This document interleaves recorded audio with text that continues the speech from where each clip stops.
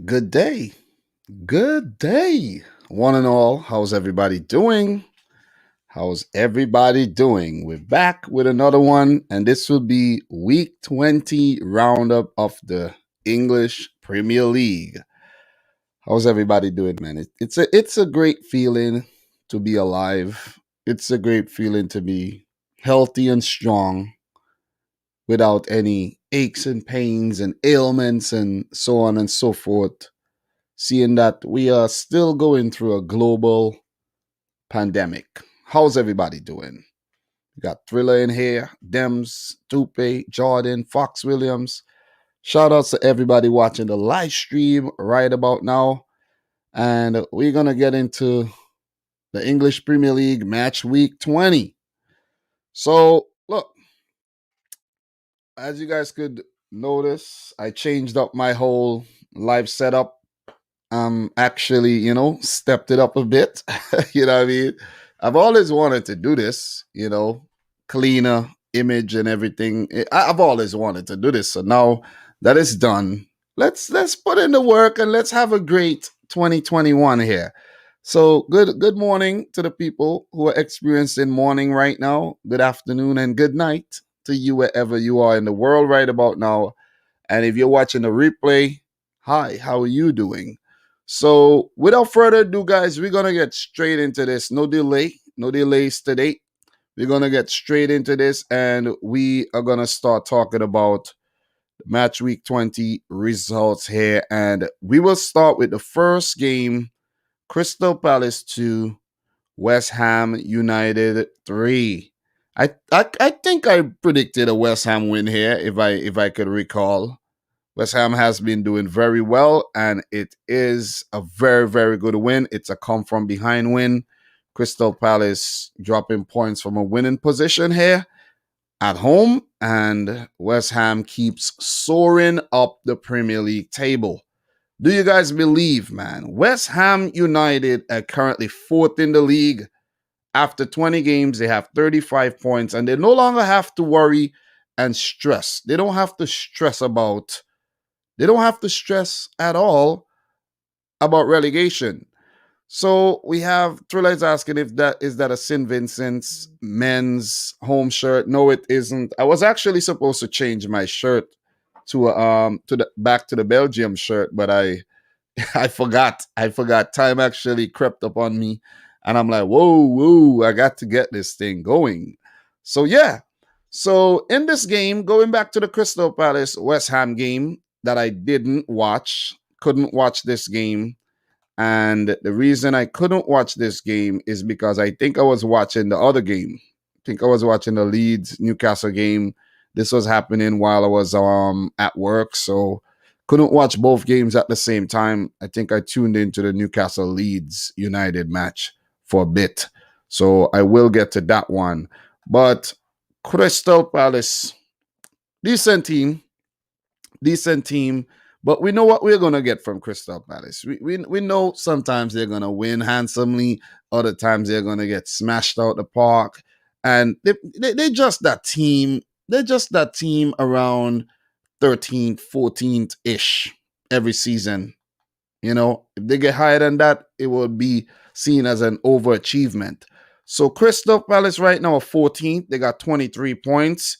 I don't think they would have to worry too much about relegation unless they actually go into like a Frank de Boer phase. It was Frank, right? Not Ronald, right?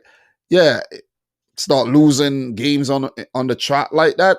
But I think they will be all right. They have enough talented players in their team to actually survive the drop this season. So Zaha scored the first goal. It was his ninth goal of the season. So this is a very, very good return this season for Wilfried Zaha. It's one of his best seasons, and he will definitely go on to score about 15 to 20 goals this season, which is great, man, for Zaha. Well, let's say he gets a similar second half of the season like the first, he will go on to score 15 to 20. Let me say that. Christian Benteke assisted the goal, which made it his first assist this season. But the big talking point here is actually West Ham United coming back from behind, conceded in the third minute. equalizing in the ninth. Thomas Shusek, man. What a player this guy is. He now has 7 goals in the Premier League this season.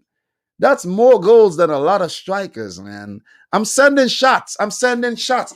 I'm sending shots at these strikers because they got to step up their game, man. Strikers and wingers both. They got to step up their game. You have a man playing deep midfield. Deep. He's not an attacking midfielder. He's playing deep and he's popping up with some of these big goals, man. You know what I'm saying? Shusek, watch yourself, bro. Keep your phone on because, you know, a Barcelona or a Man United might be coming, ringing your phone pretty soon. You see what I mean? Pretty soon. But big up to everybody in here as well. I will get to the comment section pretty soon. And Thomas Shusek, man, what a signing he has been. He picked up by West Ham last January. Not this January, January 2020. I think he joined them on loan from Sparta Praha. One of them teams from Czech Republic. You know what I'm saying? Let me double check that and make sure I get that one correctly. But he joined them from, Slavia Prague, where he scored 40 goals in 158 games. So he was a goal scorer and picked up 14 assists. For West Ham United, the man has 10 goals already, you know. And 7 of those goals came in the Premier League this season. So, look, let's make a long story short. Shusek is the reason why West Ham are doing so well. It's nobody else but Thomas Shusek. Nobody else but Shusek is the reason why West Ham are doing this good. So, good stuff there. Good stuff. Did see the highlights for this one. Back-to-back goals by Shusek in the 9th and 25th minute. Set up by both Mikel Antonio and Aaron Cresswell, who picked up his 5th assist. Big up to Aaron Cresswell as well, man. This is a left back that I've always admired. Definitely admired this left back, Aaron Cresswell. And I'm surprised like a bigger club never picked him up. You know what I mean? No disrespect to West Ham United, but, you know, quality fullbacks are in high demand. And this guy is deadly, man. This guy has a deadly left foot, man. So Aaron Cresswell, I think he's about 29 right now. So, yeah, he's 31. So he's kind of past that age where he would be an attractive signing. If he was like 26, 27. But I definitely admire the way he plays. One of my favorite fullbacks in the Premier League by far. Career high of maybe 5 per season because he has a total of 24 assists for West Ham in all competitions. And he has 5 of those this season, which is great. So big up to Aaron Cresswell, man. You know, he even picked up 2 assists in the game against Leicester City.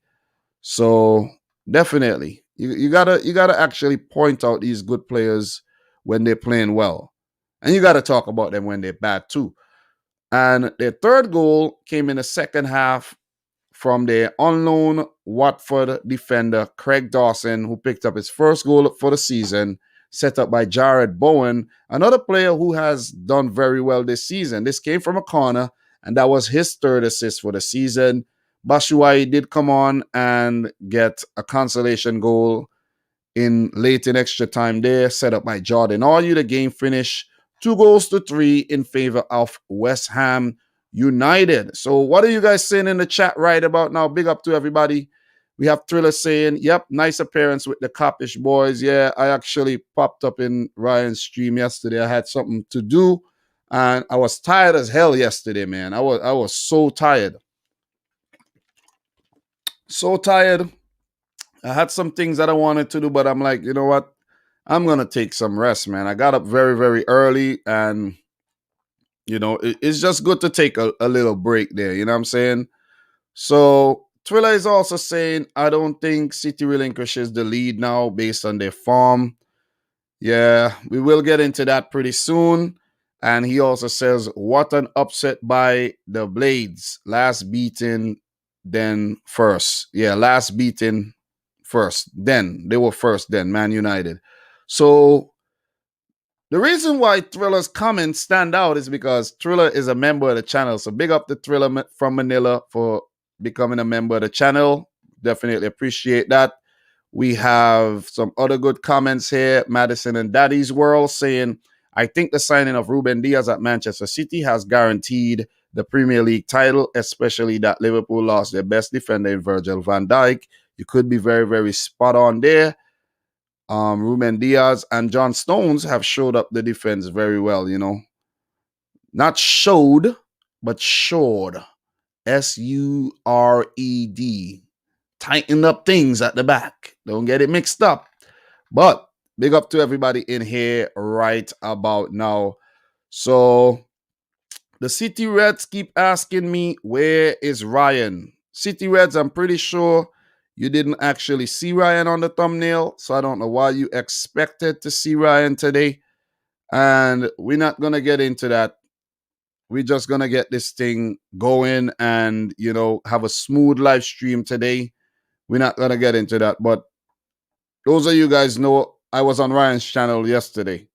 See what I'm saying? Ryan does not have the time to do what I want to actually do. So it's just best, you know, I do this solo dolo until he does have the time and he's off from work and so on and so forth. You see what I'm saying? So let's just do this, man. Let's just do this. Big up to everybody who is here right now. Let's not worry about who's not here. Let's focus on who is here. So, guys, also let me know if you like this new live stream setup. I got my whole background in the thing like I should have had before. I had a big ass table over there that I had my TV on, and I switched it up.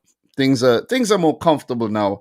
Let's just say that things are more comfortable, and I'm setting the thing up to, you know, just have some good productivity this year, 2021. So good win for West Ham United, man, and West Ham are fourth. Do you guys believe this? After Man City, West Ham, along with Arsenal, are the most informed teams in the league. Could throw Leicester City in there. Man United's loss yesterday against Sheffield actually, you know, messed them up a bit. But West Ham has been absolutely phenomenal. 20 games, 35 points. Amazing stuff, man. Amazing stuff. They have 30 goals. 24 conceded, a goal difference of +6, and they're currently ahead of Liverpool in the table. Well, Liverpool could change that when they play Tottenham later today, about, you know, 5.5 hours from now, when they play Tottenham Hotspur. They could change all of that. If they don't change all of that and they end up losing the game to Tottenham Hotspurs, Liverpool will drop to 6th place. That is weird, right? Sixth, you know. Sixth. And who in here could remember when I, Dominic Rich, was telling Ryan about this exact scenario? Who remembers that? Because I'm telling you, this is weird, man. This is weird. This is very, very weird. This is a weird season. West Ham United, after 20 games, are fourth in the league. This is their best ever league start. Best ever. Ever. So big up to David Moyes. He's doing a great job. You also have to, you know, commend the team for doing a great job. And, you know, the team, the boys that are on the field, you know, they deserve the plaudits there. From what I heard, man, Said Ben Rama had a great game. And, you know, he is settling in at West Ham. When you look at their team looks really good right now. The likes of Jared Bowen, Mikel Antonio, you have Pablo Fornals, Said Ben Rama, Shusek Rice in the holding midfield in position. Look, they should try to just hold on to Rice, man. Hold on to Rice. Don't keep selling these. I know these players have ambitions of playing for bigger clubs like Chelsea and so on and so forth. But come on, stay where you at. Help make West Ham a great team. You see what I'm saying? Because if you could continue building around this team right now, they would be they're already a force to be reckoned with this season. And they could be a force to be reckoned with for seasons to come. So Vladimir Kufal has been a good addition to that team as well.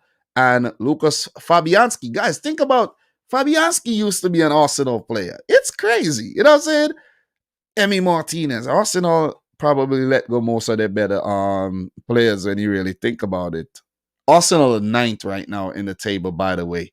So in this game, Yarmolenko, Mark Noble, the club captain, and Ryan Fredericks came off the bench. I can't believe Mark Noble is still only 33 years old, so he might be sticking around for a couple more years. Maybe we might end up seeing 4 more years of Mark Noble. You see what I mean? But for Crystal Palace, Jordan Ayew, Mishi Bashuai, and who else came off the bench there? Jairo Vidaval. So hard luck to Crystal Palace. You know, you gotta keep trying. Gotta keep trying. Just gotta keep, showing up. You'll get a point eventually. That's the thing with Crystal Palace. They need a hand or there most of the times. And their form has not been very good. 1 win in the last 5. Before we move on, for West Ham United, they have been great, as I said. And their next game is against the aforementioned Liverpool FC. That will be Sunday the 31st. Sunday the 31st of January, the end of the month. After Liverpool play Spurs today, they play West Ham again on Sunday. It's going to be a difficult game. This is going to be a difficult game, seeing that West Ham are playing this well. It is going to be a very, very difficult game. I will, of course, preview that match in another live stream. But West Ham will be looking to avenge the loss that they picked up earlier in the season, where they didn't play too badly, but they're catching Liverpool at the right time. Or maybe it could be the wrong time. Because what if Liverpool defeat Spurs today? But then they have Villa, Fulham, Man United in the FA Cup, Sheffield United, Tottenham, and Man City at the end of February there. So some very tough fixtures coming up for West Ham, David Moyes, and I think they will do fairly well. I think they will. For Crystal Palace, however, they have some winnable games coming up. Wolves not playing too badly. Newcastle, Leeds United, Burnley, Brighton, Fulham. You see that? So if they do have Tottenham and then West Brom. So if Crystal Palace ought to get over that 30-point mark and closer to 40, they have to win at least 3 of these games and maybe draw 1 or 2. But they need at least 3 wins in the next several fixtures they have coming up there. So big up to both teams. All the best for the remainder of the season. What are you guys saying in the chat right now? We got Ryan LFC in the chat. How are you doing today? We have Uber Eats FC say we have a buffet in the midfield. Oh, nice. Got a West Ham fan here. We have a buffet in the midfield with rice and Mr. Potato Salad, Thomas Shusek. The only people holding us back is the board. No ambition. Dupe is saying Cresswell has been great. Big up to Dupe as well. And definitely. Nice to see a West Ham fan in here right about now. Ashley Darby 14 saying, love the stream. Amazing. So we're going to move on to the next game.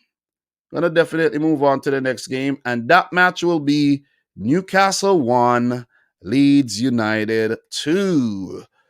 Oh boy. Did I predict a Newcastle win? I think I did, I think I did. There was some controversy in this game too between Rodrigo and Fabian Shaw. A little spat going on here. And I think he actually, from what Doug told me in a DM, that he spat in his face, like Rodrigo spat in Fabian Shaw's face.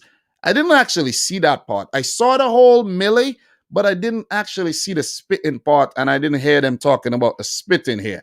But in this game, we had Rafinha scoring from a counter attack in the 17th minute to give Leeds the lead. Ooh, that rhymes. Rodrigo was the assisted that goal to make his first assist for this season. That was Rafinha's third goal for this season. These players Leeds have some nice players, man. Rafinha is a player that I've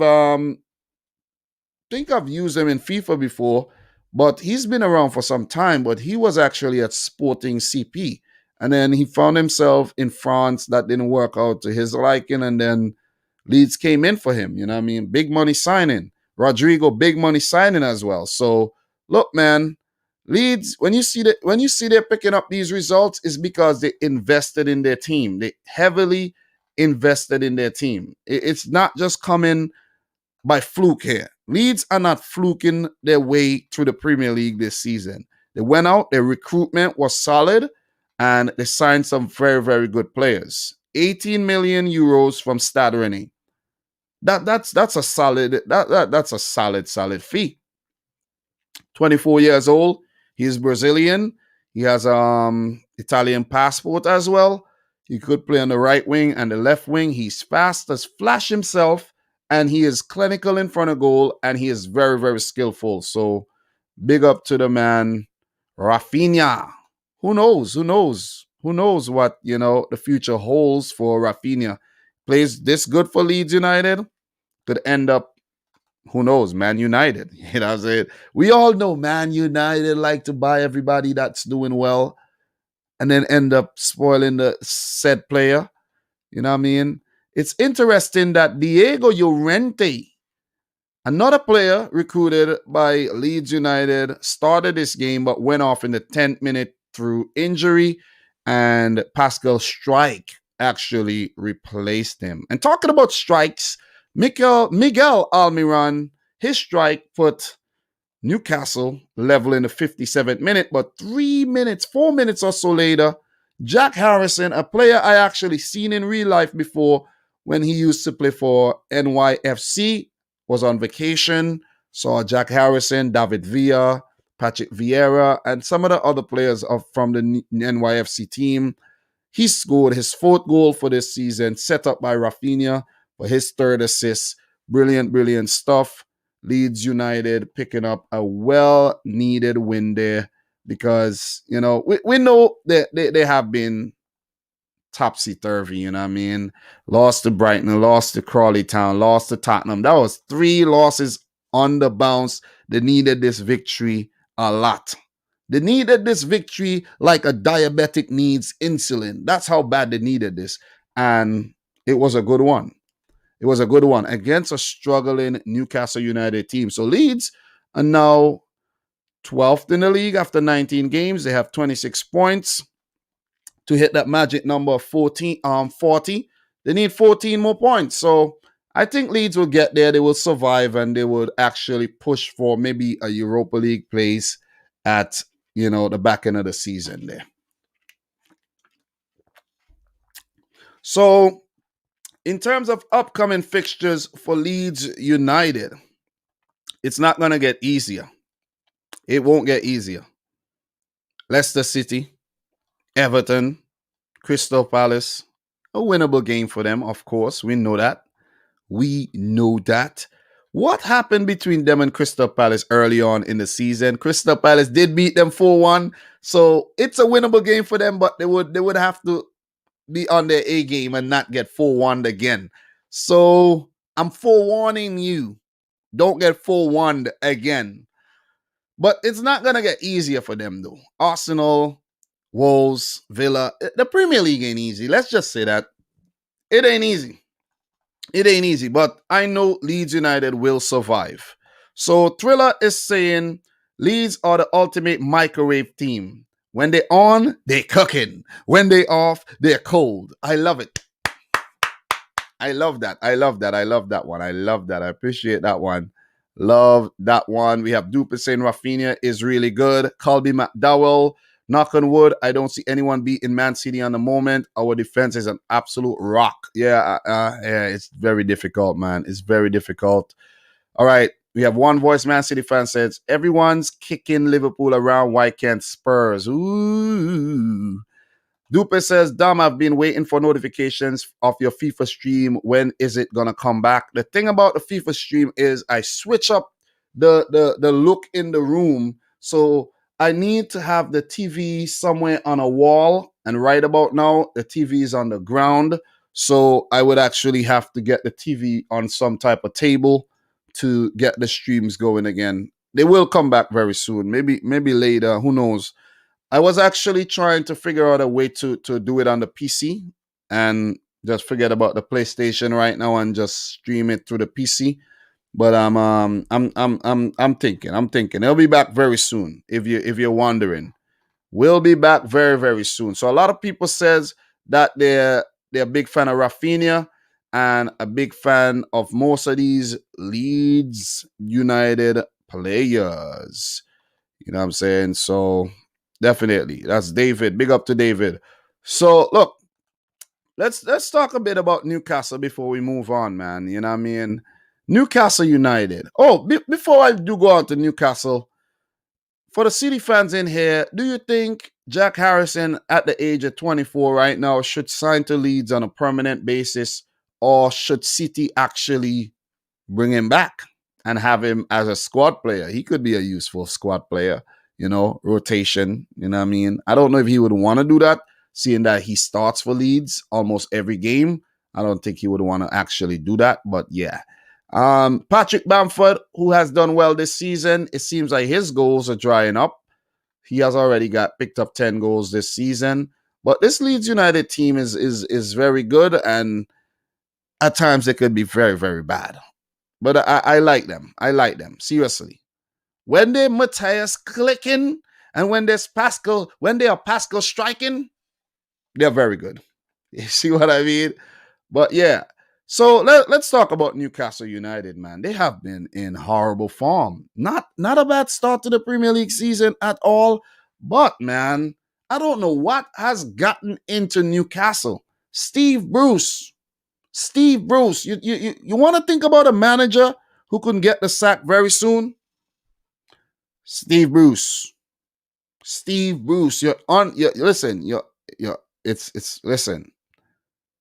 You're in the hot seat, Steve Bruce. You're in the hot seat because Newcastle's form has been rotten, man. Rotten to the core. Relegation stuff. You're talking about relegation stuff. They do have Alan St. Maximin back, and he featured in the game. He came off the bench, but not even his razzle-dazzle was enough to actually phase Leeds United.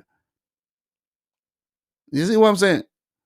So they got to get their act together. I'm not going to get too much into the nitty-gritty details of this game.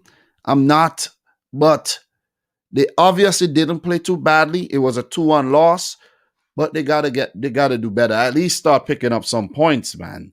These are the last few results for Newcastle United. 2-1 to Leeds, 2-0 against Aston Villa, 3-0 loss to Arsenal. They were the first team this season in the Premier League that lost to Sheffield United, a 1-0 loss. They lost to Arsenal in the FA Cup. They lost to Leicester. And these are not jaws. These are L's, man. These are L's. Listen, this is horrible. That's 6 losses on the bounce in all competitions. 5 losses on the bounce in the Premier League. Their last point was picked up against Liverpool. And go back to the comment where someone just said everyone's kicking around Liverpool. Why won't Tottenham Hotspur?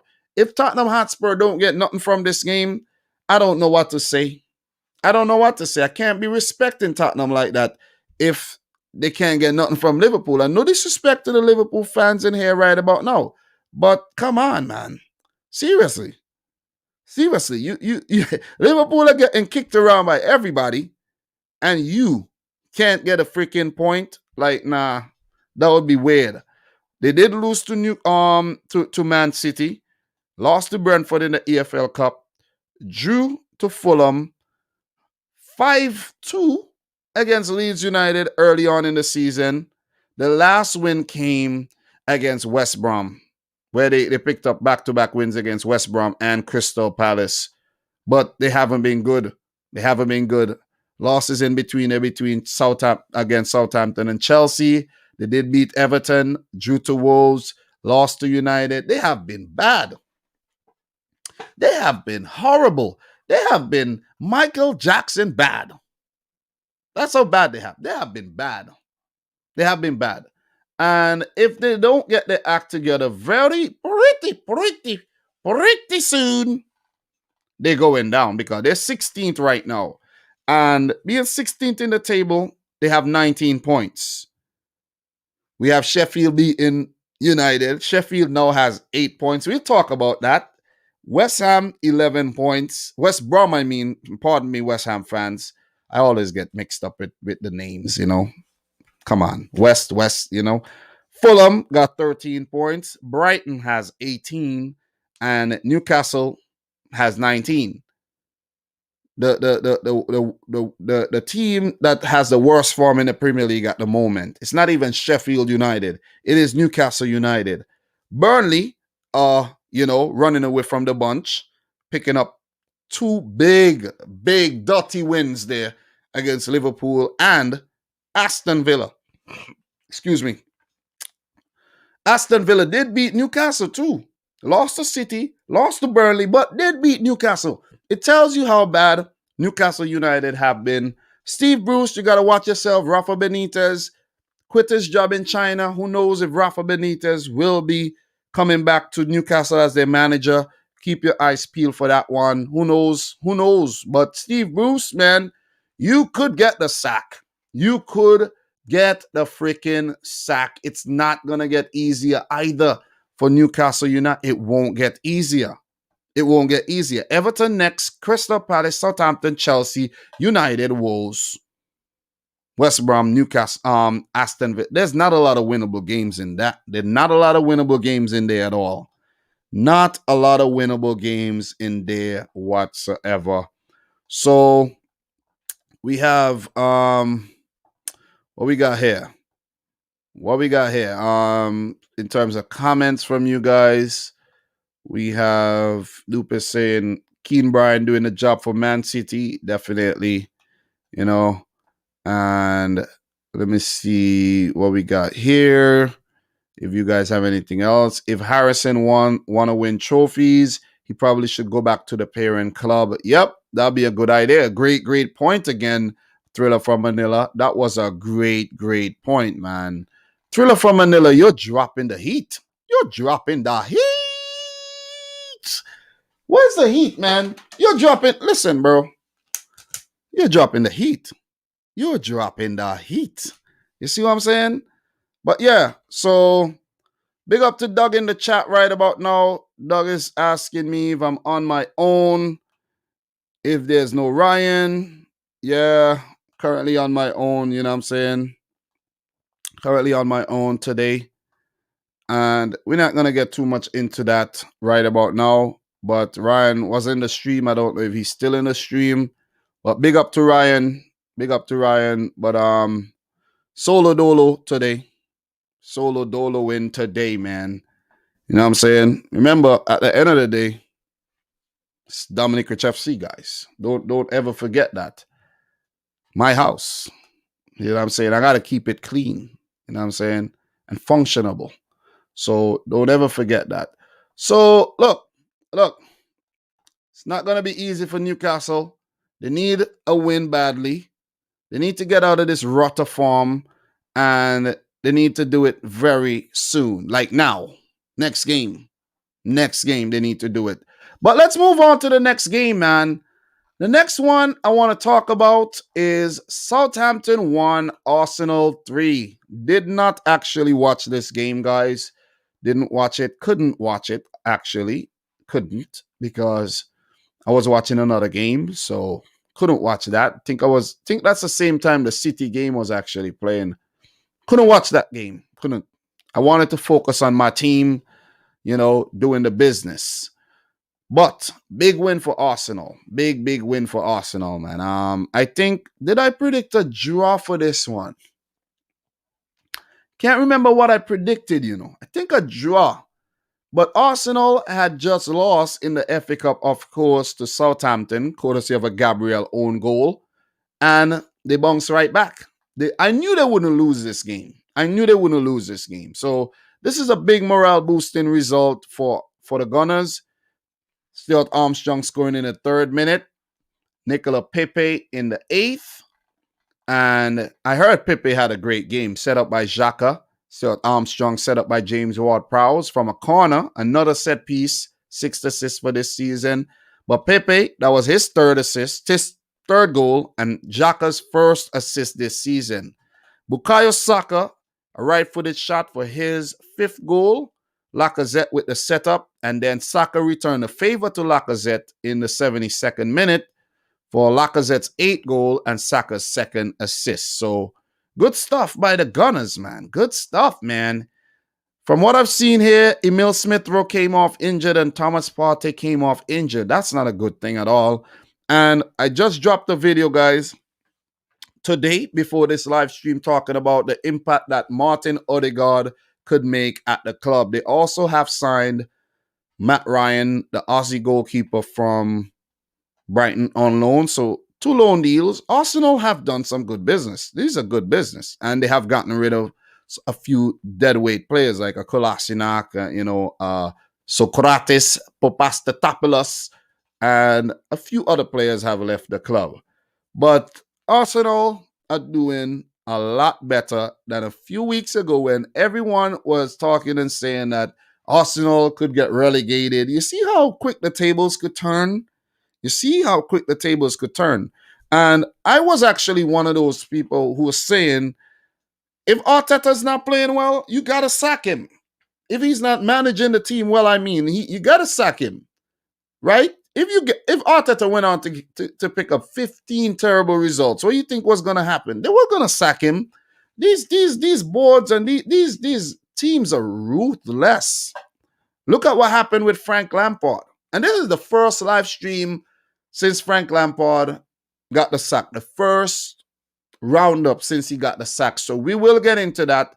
But Arteta has just turned Arsenal's fortunes around big time. Well, you got to credit the manager for that. But it's the likes of Saka, Lacazette has been in good form. Emil Smith-Rowe, even Aubameyang picked up a little form as well, but he's been missing in action for some games. So Arsenal are doing well. They're doing well.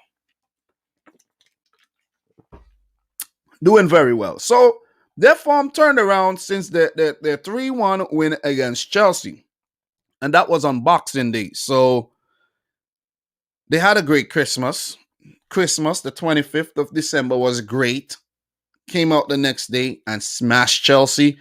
And all this probably accredited to and contributed to Frank Lampard getting the sack.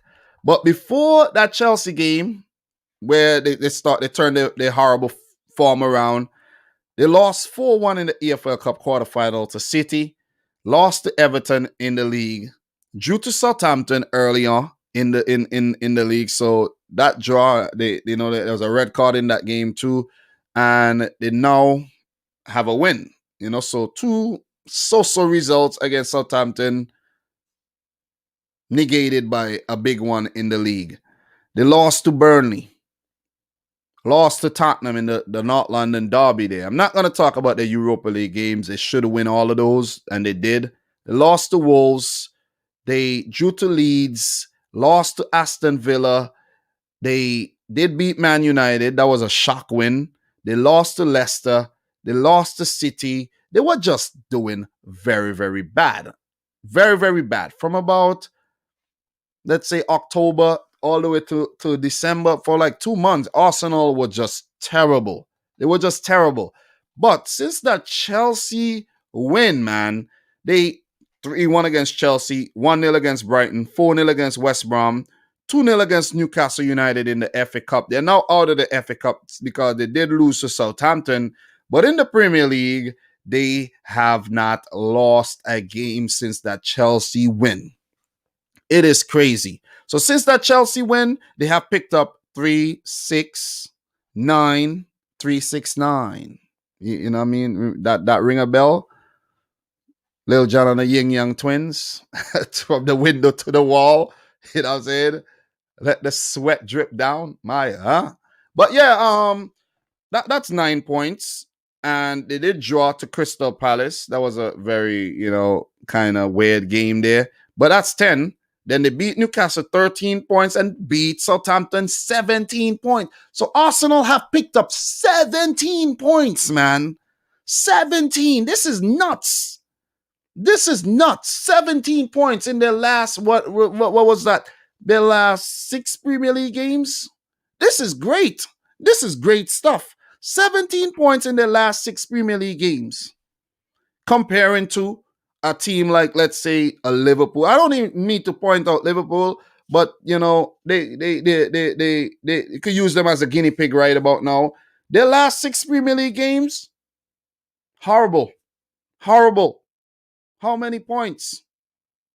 Maybe the Crystal Palace game goes into that too. But if you take the Crystal Palace game out, not even 5 points. Combine the Crystal Palace game, maybe like 6 points or so.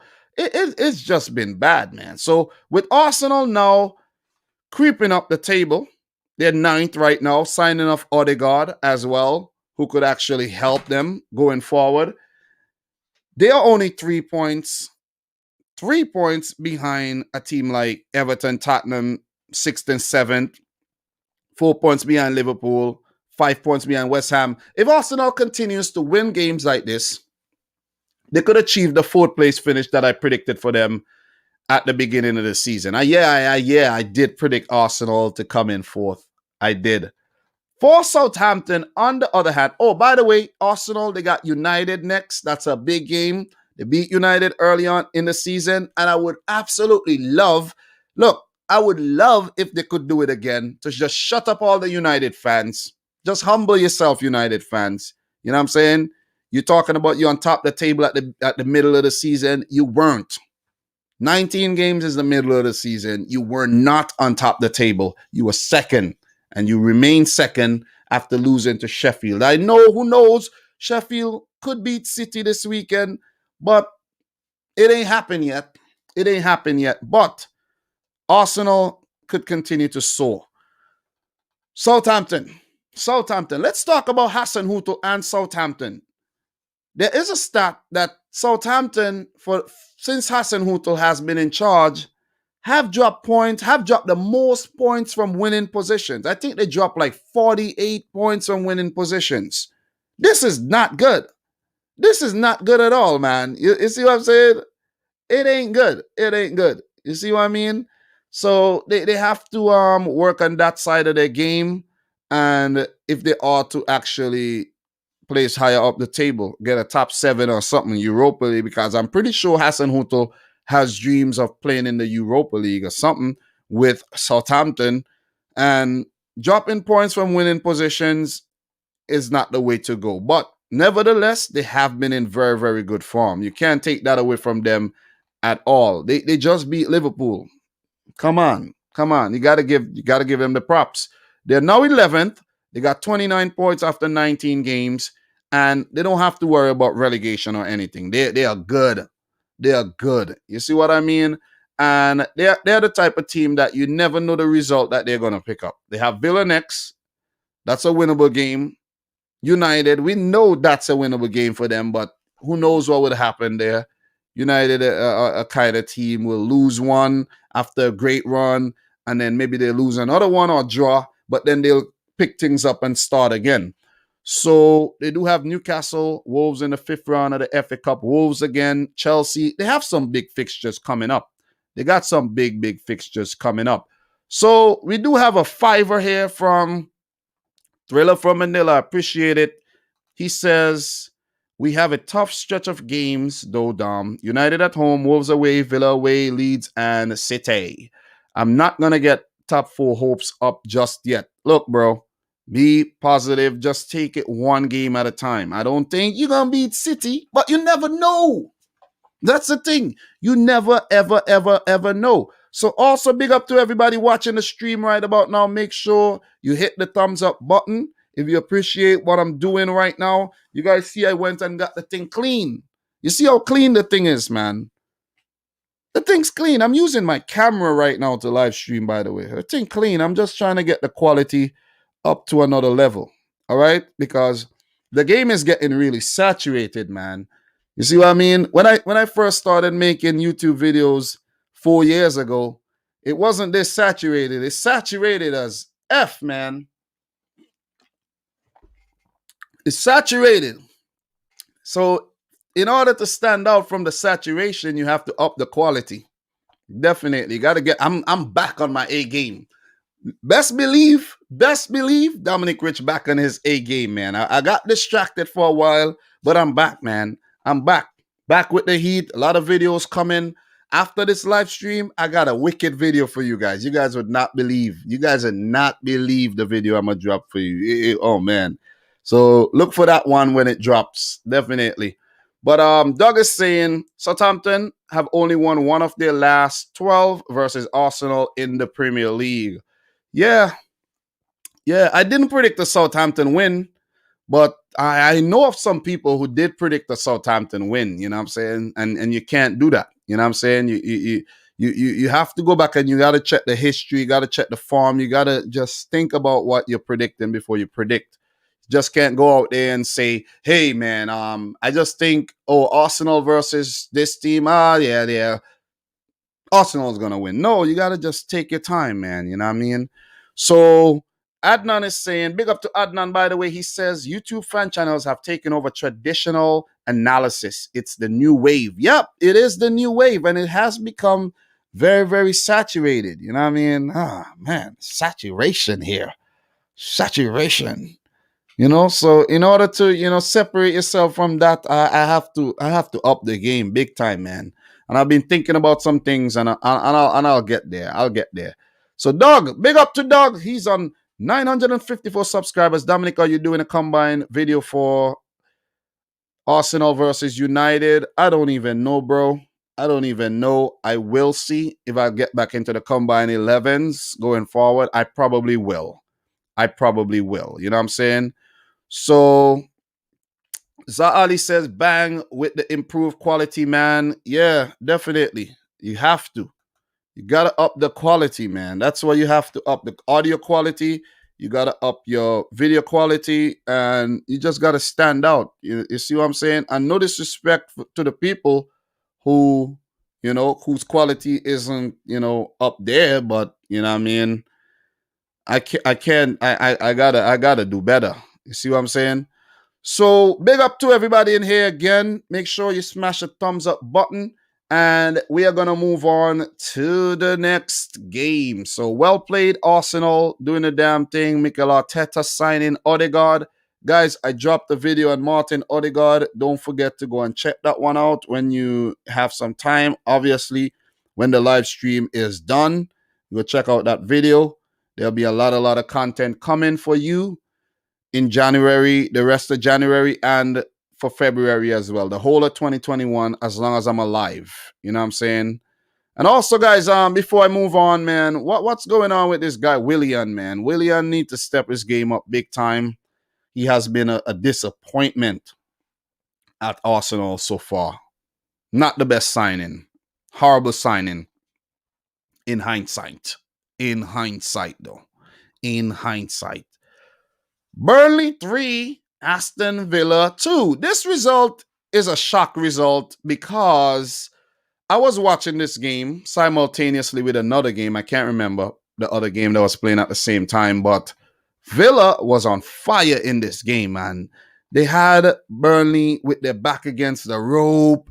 And for the whole first half, it was Villa, man. Villa was just doing the damn thing, man. You see what I'm saying? It was like an action movie, and Villa were actually the villains, and they were winning. But, Burnley at home, they being the star of the film, they just held their own, and they took their time, and they came back from behind twice to win this game. Ollie Watkins scored. He haven't been scoring a lot, but lately he's getting back into his goal-scoring form. Since the hat-trick against Liverpool in that 7-2 victory, I don't mean to remind the Liverpool fans of that one. Sorry. I apologize. Sorry, not sorry, by the way. Sorry, not sorry.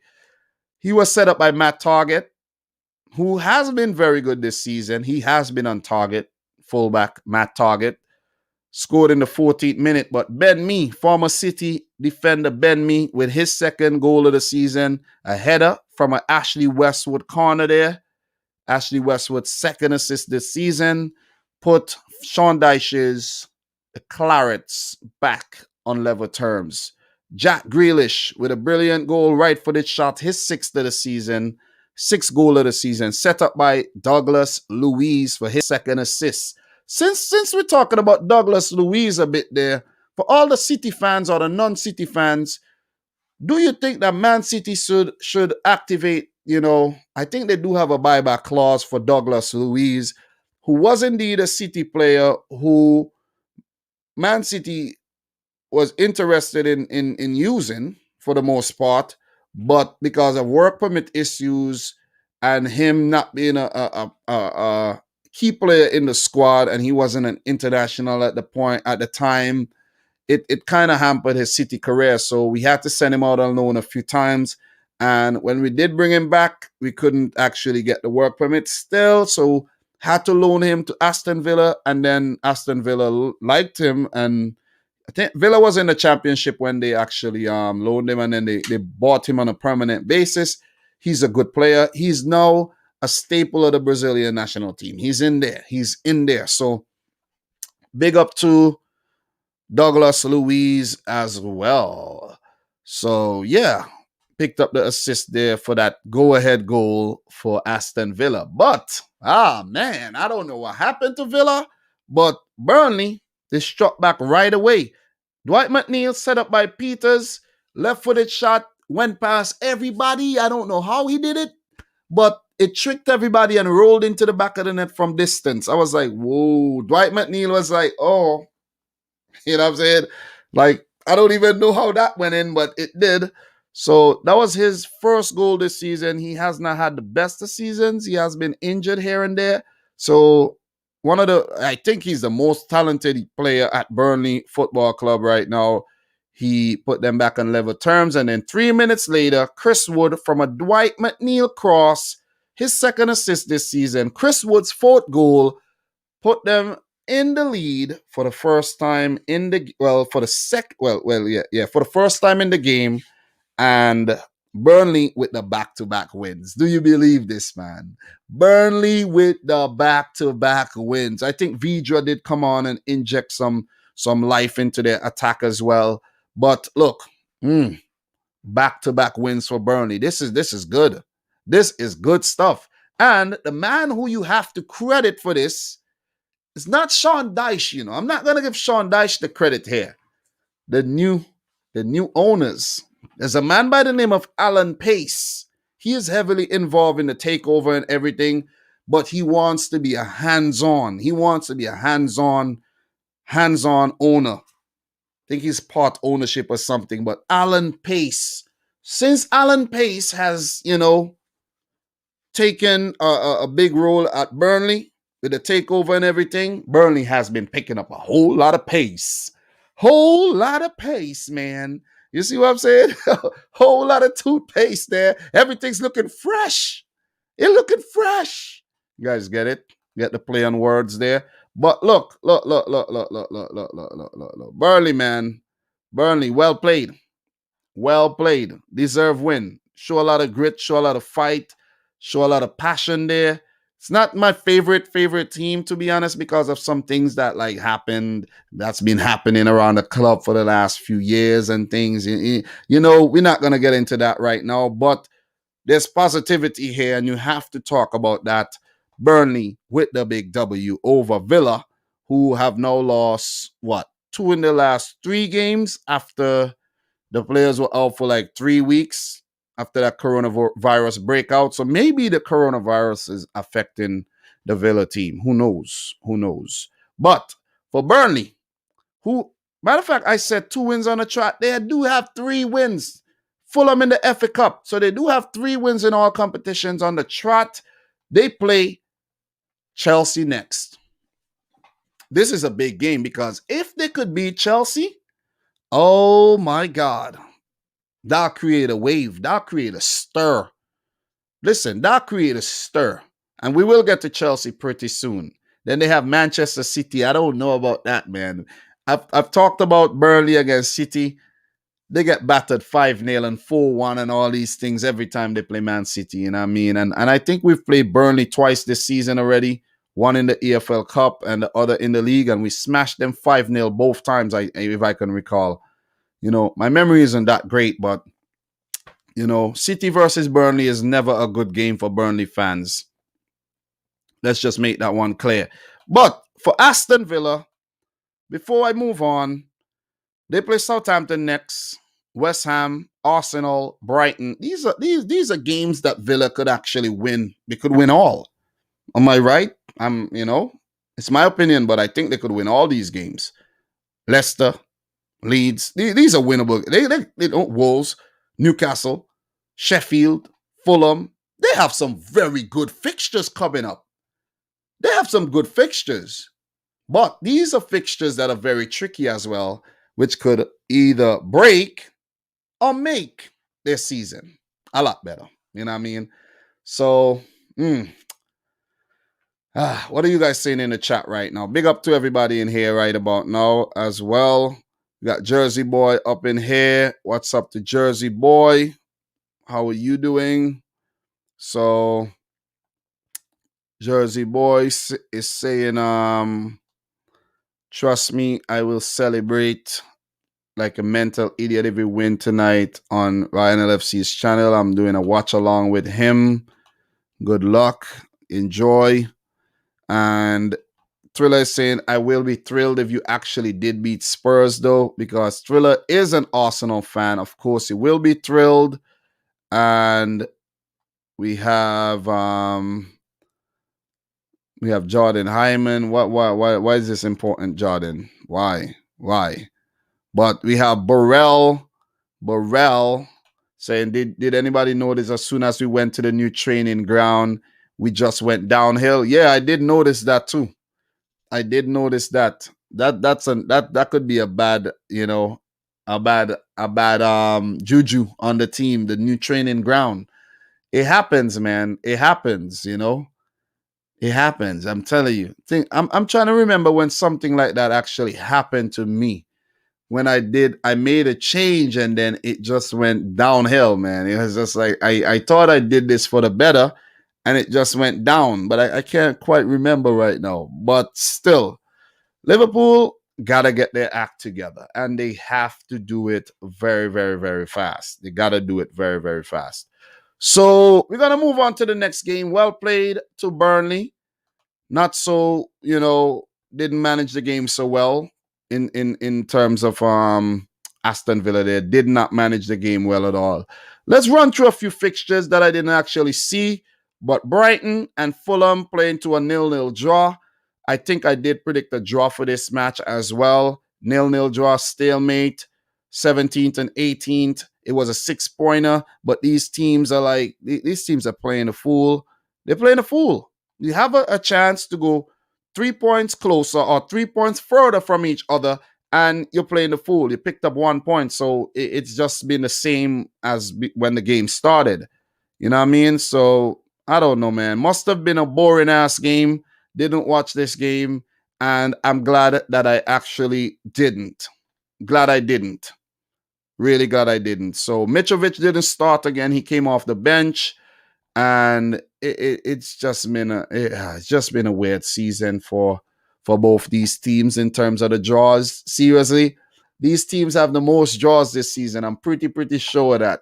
So right about now, Fulham are in 18th. They have 7 draws. Brighton in 17th have 9 draws, and they are indeed on top the draw charts. They are. Picasso and Van Gogh, they like to draw a lot. You see what I'm saying? But Fulham now move up to 13 points. Brighton, 18 points. Brighton, you got a lot of work. 22 points with 18 games left. That's what you need to survive. It's going to be a scrap. It's going to be a struggle to survive. Definitely will be. Brighton, on the other hand, not Brighton. Fulham, on the other hand, they need a lot more. Only 2 wins this season. Scott Parker, is he, under pressure to get the sack? I honestly don't know, because these people in charge of these clubs, they don't think the same way we do. So who knows what can happen in terms of that. Who knows what could actually happen in terms of that? So we have Doug is saying another example of Brighton not getting the points they deserve. This is why I'm worried about Brighton. Low key, the Vincent Van Gogh reference, Dom is a cultured man. Yeah. I don't know if you guys have noticed that, but you know what I mean? Don't be dropping a lot of gems. You guys don't even pay attention, man. You gotta be cultured. You gotta be cultured. But look, not the most exciting fixture to talk about. Brighton, Fulham. But these are teams that gotta get their act together fast. Graham Potter, you gotta keep Graham Potter, you gotta work the magic, man. You gotta get the wand, and work the magic. I can't remember the Harry Potter the phrases that he used to, do the magic. But anyways, man, he needs to maybe like Percy Tau,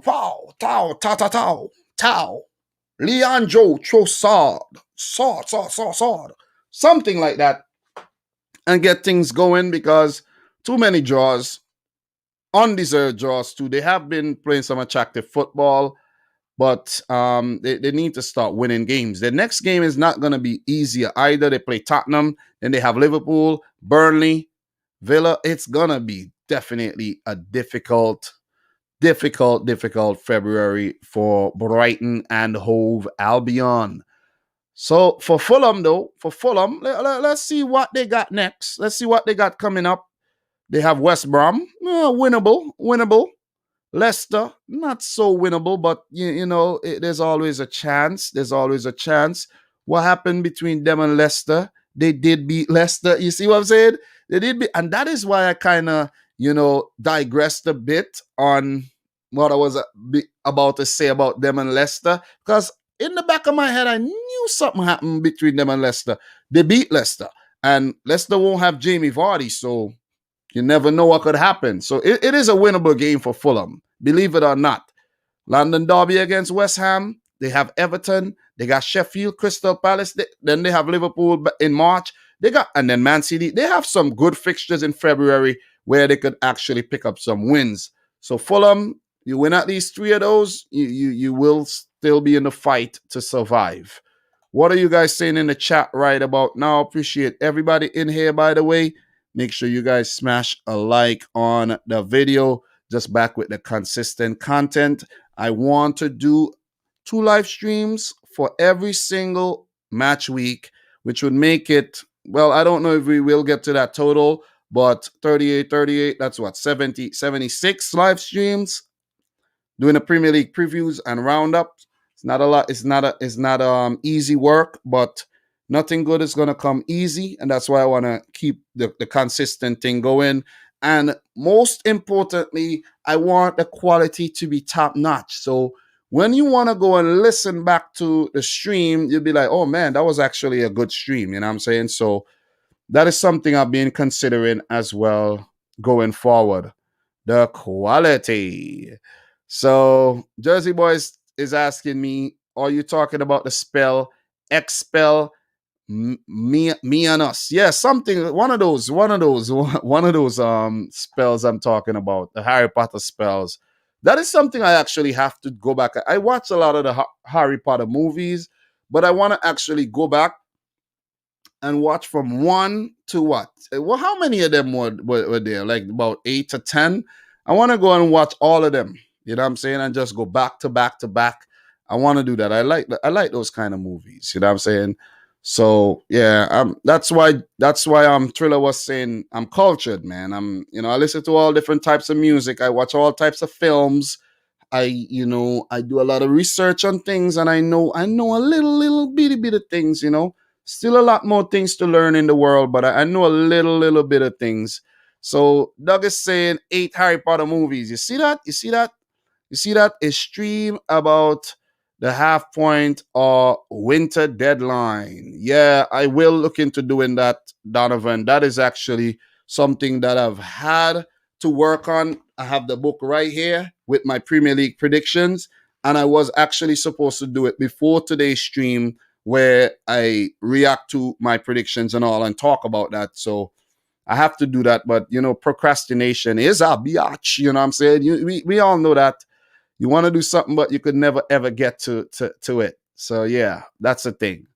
But definitely all the best to Brighton and Fulham going forward. You know what I mean? Have a lot of work to do. The next game, Everton versus Leicester. I didn't watch this game either because yesterday I just chose to take a little break. It is important that I take a break sometimes. And if you look back at my January output, I've been somewhat on a break, I've been somewhat on a break, but still I'm on a break, but I'm still working. You see what I mean? Because if you stop completely, it's serious momentum lost, and it will be hard to regain. So that's why I just continue putting out content here and there. But I think I'm back. I'm rested. My mind is in a good space right about now. Mentally I'm in a good space, and I'm a lot focused. And I will remain focused for 2021. It's very important. It's imperative that I stay focused. I have a lot of responsibilities, so I gotta stay focused. Gotta come with you with the content as well, and just keep, coming back with the fire. You see what I mean? Listen, in 2021, all I want to drop is fire.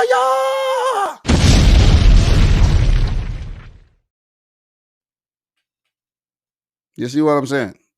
All fire, all fire. But yeah, Everton, Leicester.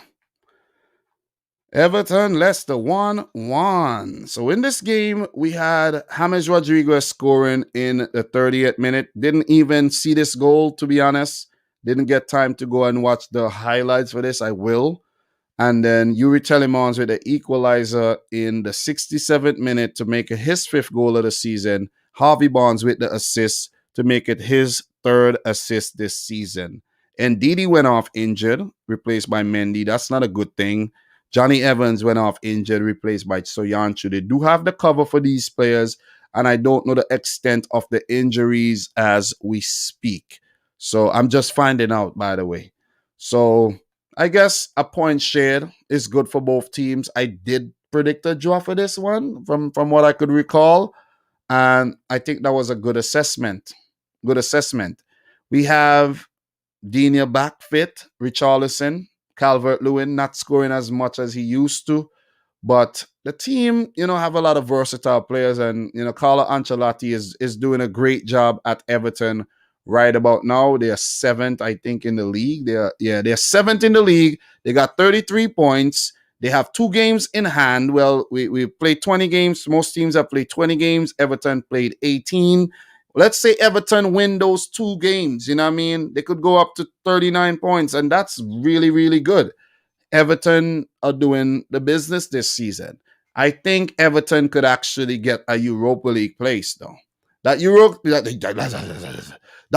League place is up in the air. It's up in the air. There could be a lot of people fighting for that Europa League place this season. Mm-hmm. There will be. There will be. There will be. I don't know about the league title. I don't know about that, but let's see. Let us see. I digress from that point. I digress. Leicester City, this was a great opportunity for Leicester to move up to 41 points, right? They draw the game. They draw the game. You see? So there is the complacency that's going to start kicking back into this Leicester team. 12 wins, which is great. 3 draws, 5 losses. This is good stats. They are the informed team. They're one of the more informed teams in the league. But we can see this complacency start creeping back into their game. You know what I mean?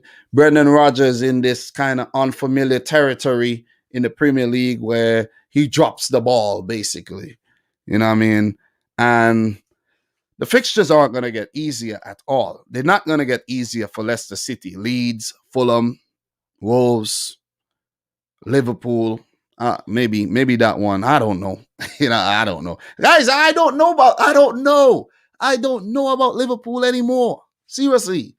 I don't know. Liverpool has just went from like this to this. I don't know what has gotten into Liverpool, man. It's like a season of FIFA in Legendary. You're doing good. You're doing good. All of us, you're doing great. Yeah. Then all of a sudden, these teams come out playing like prime Barcelona on the Pep. You know what I'm saying? So I don't know, man. I don't know what's going on. We having a weird season, and it can get even weirder. It can. It can. So look. Everton, for their next couple of games coming up, they have Leeds, United, Tottenham in the cup, Fulham, Liverpool, Southampton. Every game is tough, man. These games are tough. It is. Listen, the season is going to be more and more dramatic as we progress. Definitely. So Thriller is saying good goal from Tillemans as well. Pickford should have done better, but he's only got little T-Rex arms. Ooh. Shots fired. Shots fired. Shots fired. You know what I mean? So Thriller is saying that's why I subscribe to this channel, to get daily football gems. Well, I don't want to disappoint you. And Doug said I recorded my halfway point and it's on the channel, guys. Yeah, Doug did drop that video. So if you're interested in that, please go check it out. Please go check it out. So yeah. So look. I don't want to linger on this. I don't really want to linger. But Arnav Gupta, big up to Arnav. He said, I think Leicester will just about enough to finish top 4. I still think Arsenal could do the top 4. I still think Arsenal could do top 4. I still think they can. Cheap Shark, how are you doing? How's everybody doing? Make sure you smash a big fat dirty like on the blood clean video and stop playing around. If you're in here, as soon as you come in here, like the video. Like it. Get into the habit of liking videos. Please, I have a nice video for you coming up. You guys will like it. You guys will laugh your ass off, man. I have a video to drop when I'm done. I'm bringing the fire. Listen, where's my fire, man? I'm real fire, not the thing on the screen. Real fire. Real fire I'm bringing this season. For the remainder of the season. Real fire, man. You know what I'm saying? I could do a lot better than I'm doing, and I'm gonna start hitting you with some fire content, man. You know, so look, Everton and Leicester 1-1. Good for City. Good for a lot of the teams around, you know, like United who lost. Good for Liverpool. You know, not in good form. Good for Tottenham. Good for West Ham United. That these teams just around, you know, the 3rd, 7th, they drop points. Good. Very, very good. So we have Mr. Omario Stewart. Never saw you comment before, but I appreciate that. He says, Arsenal will not finish in the top 4. So Twitter says, when you announce a stream, I go on autopilot and pre-smash that like. That's what I love, man. Antoine Eugene says, hey, Dom, if Arsenal be in the top 4, which team will be dropped? Listen. My top 4 predictions from the beginning of the season, this is it. I'm going to share it with you once again. All right? If I can actually find it. If I could find it. My top 4 this season, listen, is, you want to see it for yourself? Just look at this. No. Look, I know you could see it. Man City, Chelsea, Liverpool, Arsenal, Man United, and Tottenham 6th. Yo! United 5th. Oh, man. Liverpool 3rd. Oh, man. A lot of people are probably laughing at me, but you never know. Chelsea 2nd. They got Thomas Tuchel.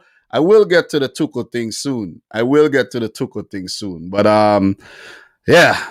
But, guys, I got to take a bathroom break. I'll be back in about 30 seconds. So hopefully I'm back before this 30-second countdown's finished. Okay, I'll be back. Okay, give me a break.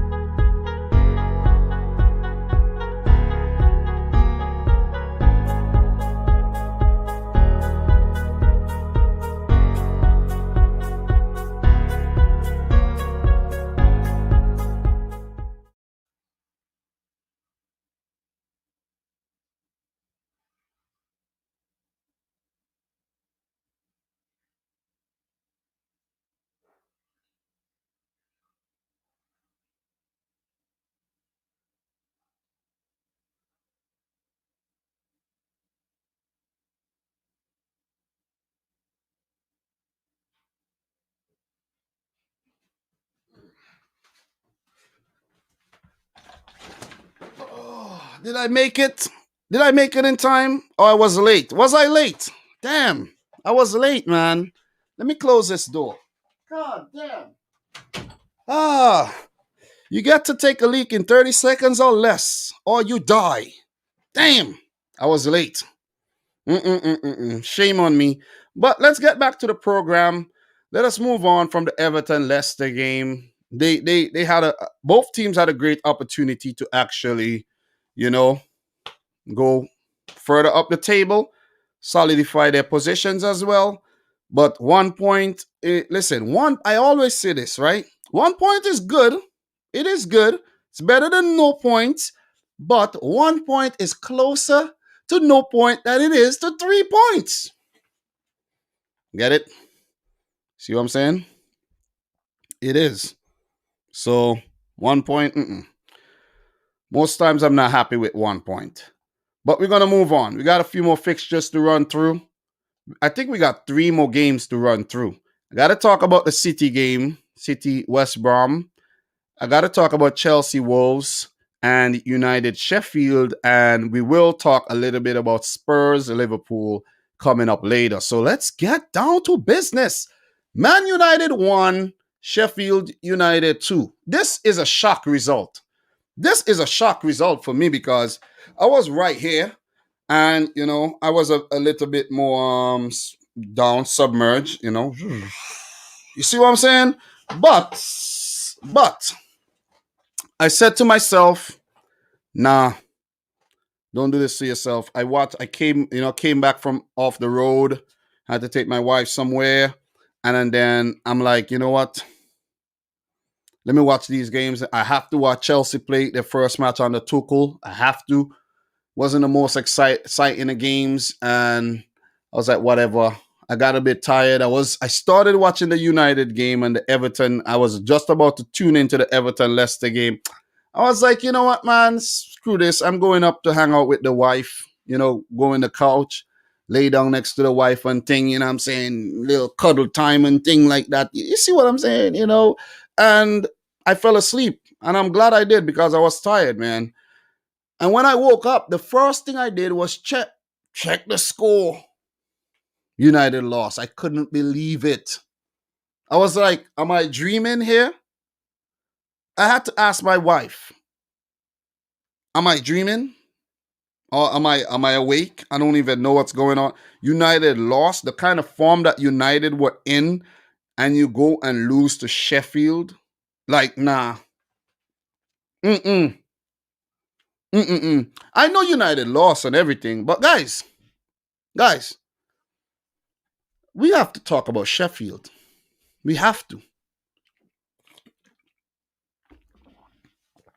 We got to talk about Sheffield. We have to talk about Sheffield.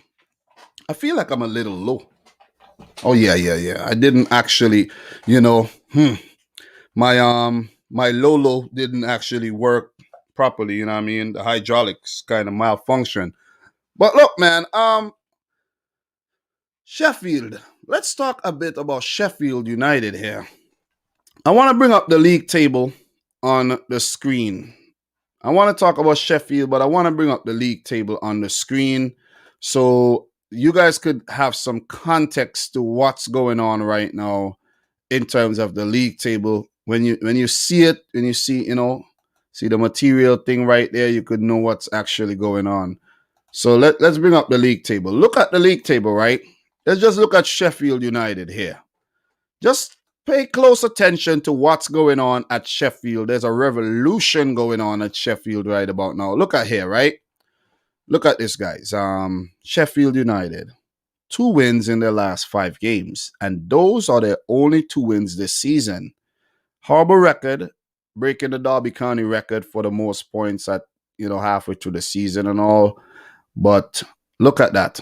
2 wins, 2 draws, 16 losses. Sheffield United can still survive. You see what I'm saying? Sheffield United can still survive. I know I've been talking and saying, one thing we know for certain is that Sheffield United are going to get relegated. Guys, if Sheffield United win, like I don't think they'll beat City, to be honest, not because I'm a City fan and all. I don't think they will beat City. But let's say if they beat City and they, who else they have in their next game? Let's take a look at Sheffield right now. They have Man City and they have West Brom, Chelsea, West Ham, Fulham, Liverpool. Look, let's say, they won't beat City. I don't think they'll get a point. Let's say they beat West Brom, right? Let's say they get a point against Chelsea because that's possible. That is possible. You know what I mean? Sorry, Chelsea, but you put yourself in the position to get laughed at, to be honest. Let's say they get a point against West Ham United. That's 5 points. And let's say they beat Fulham. That's 8. Against Liverpool, boy. Let's say they get a point. Let's say they get a point. Liverpool, again, you put yourself in that position, okay? You put yourself in that position. So that's 4 points, 5, beat West Brom, 8, and get a point against Chelsea. That's 9. So we go until the end of February, they get 9 points. You go back to the table. Let's go back to the table.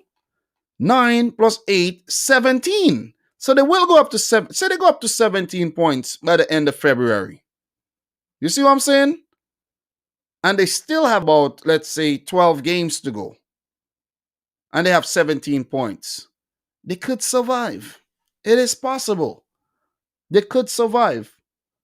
The way Brighton and Fulham are playing right now, and West Brom, if Sheffield continues to pick up wins, we don't know what's going to happen. We don't know what the future holds. We could only speculate.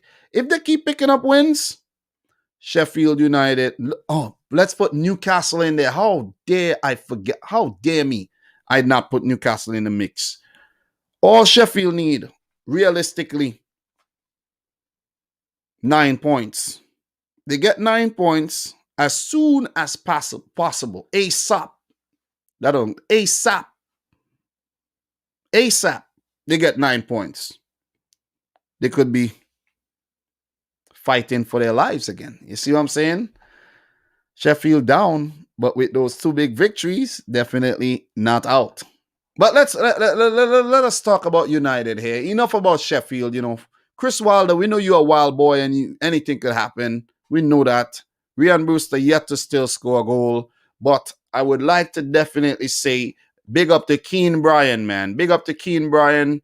I actually checked out his Twitter. He doesn't have a huge following or anything. But if he continues to score them like this, he will develop a huge Twitter following. You know what I'm saying? So big up to Keane Bryan, a former Man City player, made 1 appearance.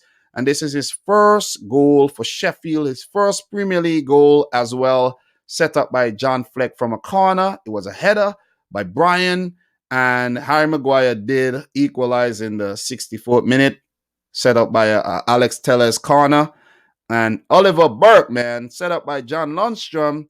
So Burke scored his first goal this season and Keane Bryan his first goal this season. If these players start stepping up more and more and more, Sheffield could do the unthinkable and actually survive at someone else's expense. I never predicted Sheffield to get relegated this season. I never did that. That was not. Not many people did. I know someone who did, but not many. But United, man. Oh my God. How? You see what I'm saying? How, man? Look, how did United go from beating Liverpool in the FA Cup, right, to losing to Sheffield? I don't get it. I really don't get. I don't get this United team right now. You see what I'm saying? But United needed this. They needed to come back down to earth. I think they were beginning to float away a bit. You see what I'm saying? Into dreamland of actually winning a damn title again without Sir Alex Ferguson. They were actually in dreamland, and this has popped their balloon, brought them back down to earth, and they have to start pondering again and thinking, oh man, were we actually celebrating this title too early?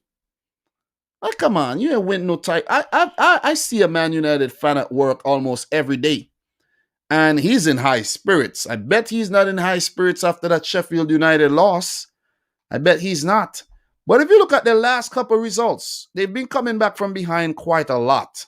You see what I'm saying? And it almost happened again. But they are due this L. Too many times they have come back from behind to win games. It's just a matter of time that they would have lost one. You see what I'm saying? Just a matter of time. Just a matter of time. 0-0 in the league against Liverpool, 2-1 win against Fulham. And guess what? They came back from behind in that game too. See what I'm saying? 1-0 win against Burnley. They lost to City, of course, in the cup. You know, we are the better team in Manchester, of course. Of course. We don't have the most titles. We don't have the most trophies.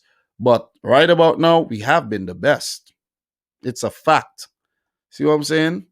It is a fact. They did beat Villa, beat Wolves, due to Leicester. They have been good. They have been very good, but they are due this loss. I don't want to celebrate this loss like it's freaking 1999 or anything, you know, R.I.P. Prince. But I don't want to. I do not want to. I do not want to. Because the same Sheffield team could beat City this weekend. So I'm not going to be here, you know, ha ha ha, you know. This is not what I'm here to do. I take things from a different, you know, angle. I take a different approach. And I don't want to be like the Liverpool fans who celebrate when City lose and when United lose or draw. And I'm talking about the ones on YouTube. I'm not like that. I am not like, I take a different approach. You see what I'm saying? I take a different approach because the same thing could end up happening to me. I told, stop it. Stop doing that. Stop doing that. Nobody want to listen to the warning. I don't see them doing it anymore though. I don't see them doing it anymore. But look. United. I never had United for title contenders. I have United 5th at the beginning of the season. 5th. 5th, you know. 5th. Guys, it's Oli at the wheel, man. Oli at the wheel, man. Oli is at the wheel. Oli is at the wheel. Let's take a look at the starting 11 really quick. Let's take a look at the starting 11 before I move on. De Gea, Wan-Bissaka, Tuanzebe. And according to reports, I heard that Tuanzebe and Martial came under some very harsh racial abuse on Twitter. You know what I'm saying? It is ridiculous, man. And it had to be from Man United fans. It had to be from disgruntled Man United fans. You're doing great. All of a sudden, you lose. And you're here talking about, oh, you know, this and that, monkey signs and monkey emojis and all of that on Twitter. It is despicable. It is despicable, man. You see what I'm saying? But look, Tellez, no Luke Shaw. Is Luke Shaw fit? Is Luke Shaw fit? If Luke Shaw is fit, as he is here, he came off the bench. Oli, you're fucking up, bro. You gotta play Shaw. I don't care about, listen, the rotation thing, it ain't necessary. I know you just brought in Tellez. Let Tellez chill. Let Tellez chill, man. Luke Shaw has been playing well. You gotta play him. Why you play Tuanzebe? I'm trying to figure this out. Why? I don't see. Okay. Victor Lindelof is on the bench. Why you play Tuanzebe? I don't see Bailly. Maybe he's injured again. But why you play Tuanzebe? You see what I'm saying? You got complacent. You got too comfortable. You underestimated Sheffield. And you didn't play your best team. They didn't play their best team. Why is Matic playing? Jeez.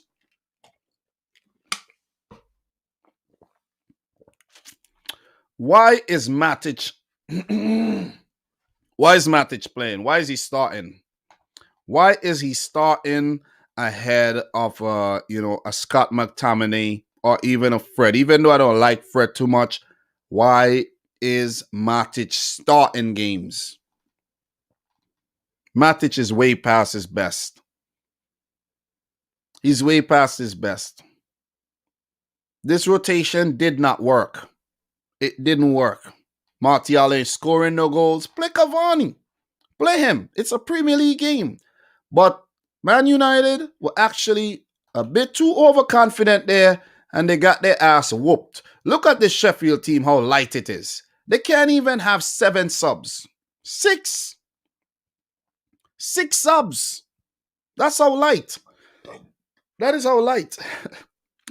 That is how light this squad is right now, and they still beat United, man.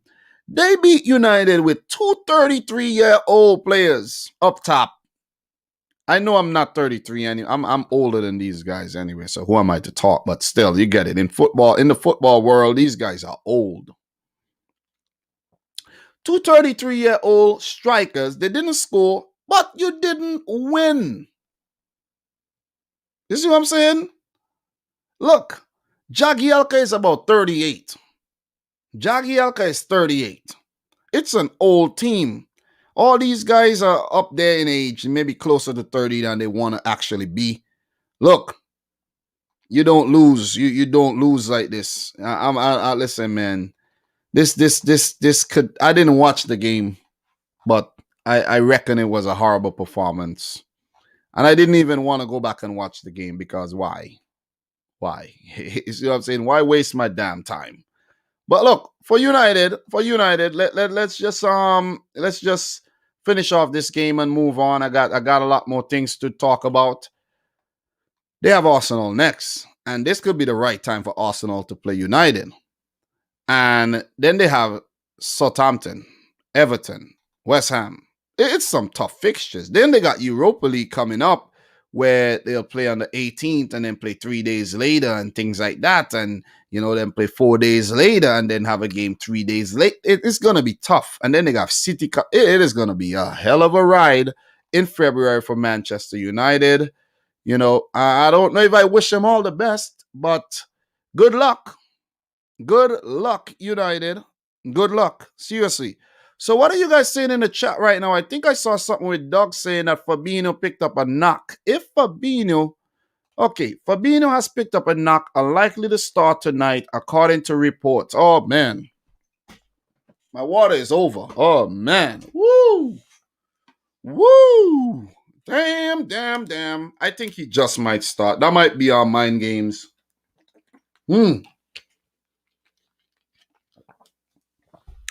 That might actually be mind games, though.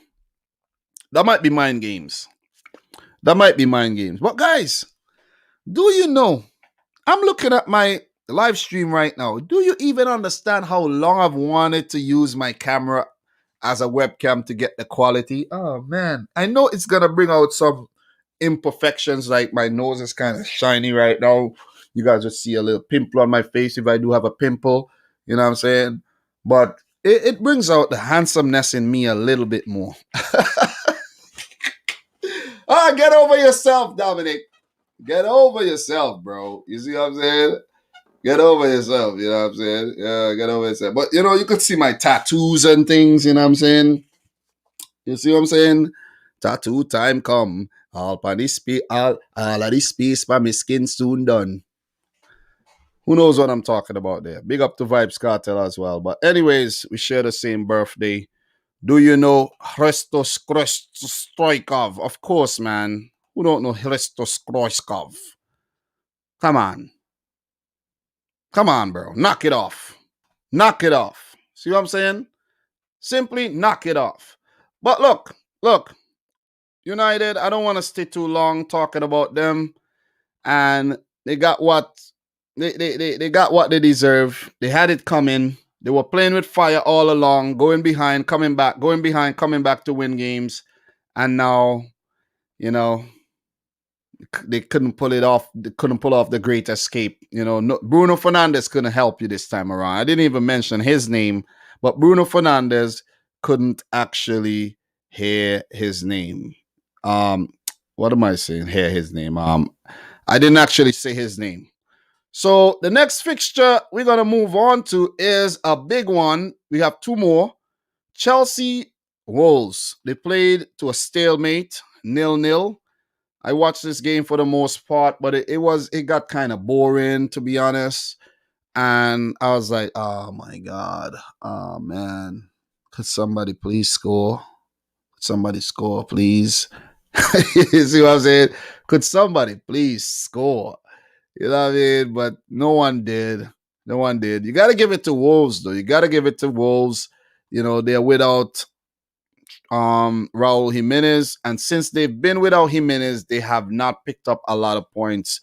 But they have also signed a new striker who featured in the match, came off the bench by the name of William Jose. He came off the bench. He didn't score, but he could actually help them out going forward on loan. I think he is on loan from Real Sociedad. So all the best to him in the Premier League. He was linked to Tottenham Hotspur before. So good to see new players in the league, of course. Keanu Hoover. I don't understand how Keanu Hoover moved from Liverpool to Wolves. He's still 19. He's a right back. He could play center back as well. And he is actually getting all this game time for Wolves. It's kind of beyond my understanding right now. How is this happening? How is this happening? Oh, damn, my card kind of shifted there. But how is this happening though? I don't get it. I really don't get how is this happening? How? Can't play at Liverpool in the Premier League, but playing at Wolves. So big up to Wolves for that. Big up to them for that as well.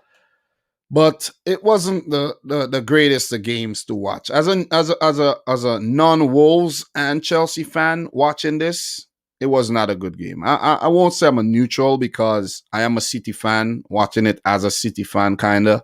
But it's interesting that we have to take a look at this Thomas Tuchel first 11 here. Thomas Tuchel's first 11. Let's take a look at Thomas Tuchel's first 11. The game finished 0-0. There's not a lot of talking points from the game, actually. Chelsea got close on a few occasions. You know what I mean? Wolves weren't at their brightest. They only got 4 shots off, none on target. They hardly had the ball. They hardly touched the ball. It was all Chelsea. They broke a few records in the process as well.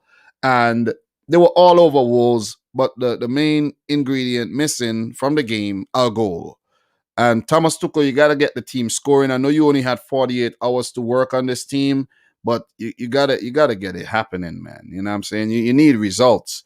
Let's talk a bit about the Thomas Tuchel first 11, and then we're gonna talk. We could talk about Frank Lampard as well. I want to hear your thoughts on this, guys.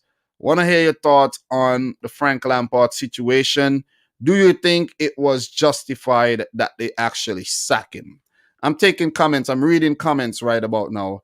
Do you think that it was right for Chelsea to sack Frank Lampard? I watched Doug's video on the sacking, and from what Doug said, Frank Lampard has the worst record for any Chelsea boss, the worst win percentage for any Chelsea boss. And that is not good. That ain't good. That is not a good record to have. Not a good record to have at all. Not a good record to have at all, because if he should know Abramovich's track record. He should know. You see what I'm saying? And if you're gonna go losing about 25 games, like come on, that ain't good as a top manager. Like not a top manager, a manager for a top team, because it proves that he ain't no top manager at all. You see what I'm saying? So was the sack justified? Maybe. But I think, who knows, maybe they should have actually given him a little bit more time, But sometimes you got to make the call. Even though it's a tough call, that little bit more time that you would have given him could have mean the difference between, let's say, Champions League and no Champions League. You see what I'm saying? So sometimes we may say, give him more time, but then you're like, you know what? That could have, they did the right thing. they definitely did the right thing by sacking him, because if they give him more time, you know what could have actually happened. So, since we're on that topic, though, about Frank Lampard, I have some information to share with you right now. He was the manager longer than Maurizio Sarri. He was actually the manager for 84 games, and that was actually 571 days as Chelsea manager. Points per game, 1.75, which is lower than points per game for Maurizio Sarri and Antonio Conte. Between Conte and Mourinho, it was goose hitting. He had a worse points per game tally than Frank Lampard, but Mourinho had a better point tally. Rafa Benitez had a better record, and Roberto Di Matteo had slightly by just a point, a 1.76 points per game than Frank Lampard. Andre Villas-Boas had a similar record, and Roberto Di Matteo actually had two different stints. Well, it seems as if he was interim, and then he got the real thing. But his record is decent. Carlo Ancelotti goose hitting his first stint. Luis Felipe Scolari had a decent record. Avram Grant, who was rumored to come back to actually help and be Frank Lampard's assistant or something, or somebody in the backroom staff, like how Man City hired Juan Malillo to help out Pep a bit. Jose Mourinho, his record is good. Even a Claudio Ranieri going back, and most of these Chelsea managers had a better record than freaking Frank Lampard. But we know that Chelsea don't keep their managers very long. Conte kept the job for a long 700 and for 2 years, almost 2 years. Conte kept the job for. Mourinho kept it for a good while, in his second stint there. And his first stint was a very, very long stint, Claudio Ranieri. But since then, the Chelsea managerial posts have been very short-lived. So for Thomas Tuchel, though, his era has started, and we could go back here and look at his starting 11. Azpilicueta, no Reece James. He played 3 at the back. He played a 3-5-2-1. According to Google there, 3-4-2-1. My bad, 3-4-2-1. Reece James is on the bench. He didn't choose to use Reece James. I think he wanted to play it safe, and it may have costed him the game. You know what I'm saying? Mason Mount dropped. No Timo Werner, not from the start, not on the, not coming off the bench. Pulisic and Abraham coming off the bench here. No Zuma. So he's preferring Antonio Rudiger. So this is the team. Azpilicueta, Thiago Silva, who he worked with at Paris Saint-Germain, and Rudiger. 3 at the back. Could we see this formation going forward for Chelsea? Could we see 3 at the back going forward? Callum Hudson-Odoi had a great game at right wing back. Could we see Callum Hudson-Odoi getting more game time under Thomas Tuchel? Maybe, most likely, and he did a great job too, but let's see how long he would play for before he actually breaks down. Ben Chilwell, who I heard had a tap-in or something, or a dolly to actually score. I didn't actually see this part of the game, to be honest. I didn't see when. I may have dozed off. Because I did doze off through this game. Hakim Ziyech, Havertz. Havertz did have a run in behind as well. And I think he put the ball, he scooped it over something. I can't quite remember the details. But Giroud was, chosen from the start. Strange 11 when you think about it, with Kovacic and Jorginho. Remember on the last live stream, I was actually telling Ryan, Jorginho could be, the key to Chelsea actually, getting some kind of good finish this season. And he was saying no. But look at what Tuchel did. Tuchel came in and started with Jorginho and dropped Mount. You see what I mean? Drop Mount, drop Reece James. So it doesn't look as if he's going to go with the youth right now, with the exception of Havertz, obviously, and a Hudson-Odoi. But the youth of Mount and James. You see what I mean? He will go with the club captain, Azpilicueta. It seems Thiago Silva, Rudiger, the more, senior of the defenders. And he has to play it safe, because if he himself does not play it safe and start picking up some good results, guys, he could get the sack himself. Listen, these guys play no games. They play no games at all. So big up to Coach's Desk. Thanks for tuning in. Thank you for tuning in, Coach's Desk. He says, up. I know you do have a channel. I ran across your channel before. You talk about Jamaican football and stuff. So big up to the man. Coach's Desk in the house. See what I'm saying? Big up to you. So yeah, ain't much more to talk about from this game right about now. You know what I'm saying? But Thomas Tuchel did reach the final of the Champions League with PSG. They later sacked him. He was third in Ligue 1, and they sacked him after a win. But I think he had a falling out with the PSG owners, and that's the reason why he got the sack. I don't think it was because of his performances. I think Thomas Tuchel was losing the dressing room. That's what happened. He was losing the dressing room, and whenever you lose the dressing room, they might as well just sack you, because it's just going to go down and down and down. See what I'm saying? But welcome to the Premier League, Thomas Tuchel. It was not an easy start to life as a manager in the Premier League. Big up to Nuno, Espirito Santo, and Wolves. They fought hard, and I think Wolves would walk away the happier of the two teams here, with a well-deserved draw. You know what I'm saying? Very, very gritty game. Home game for Thomas Tuchel and Chelsea, and they should have probably won the game. They dominated the game. They should have won it. For Wolves, they haven't been doing the greatest this season, but they're 13th in the league. They have 23 points, 1 point closer to survival. Remember, Wolverhampton Wanderers are a newly promoted team. They're back. This is their third season back in the league after a short hiatus. But, they have been impressive. Back-to-back 7th place finish. The 7th place finish doesn't look so likely this season with the form dropping off. But who knows what a player maybe like Willian Jose could help them achieve this season.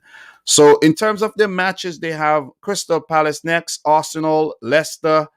Look. Wolves versus the Foxes is always a good one.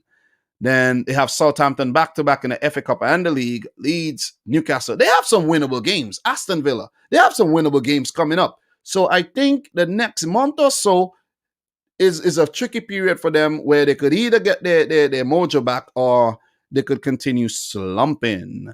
For Chelsea, though, for Thomas Tuchel and Chelsea, it won't get easier, because there's some tricky games. They might look winnable on paper, but that Burnley game won't be easy. We know what Burnley are doing right now.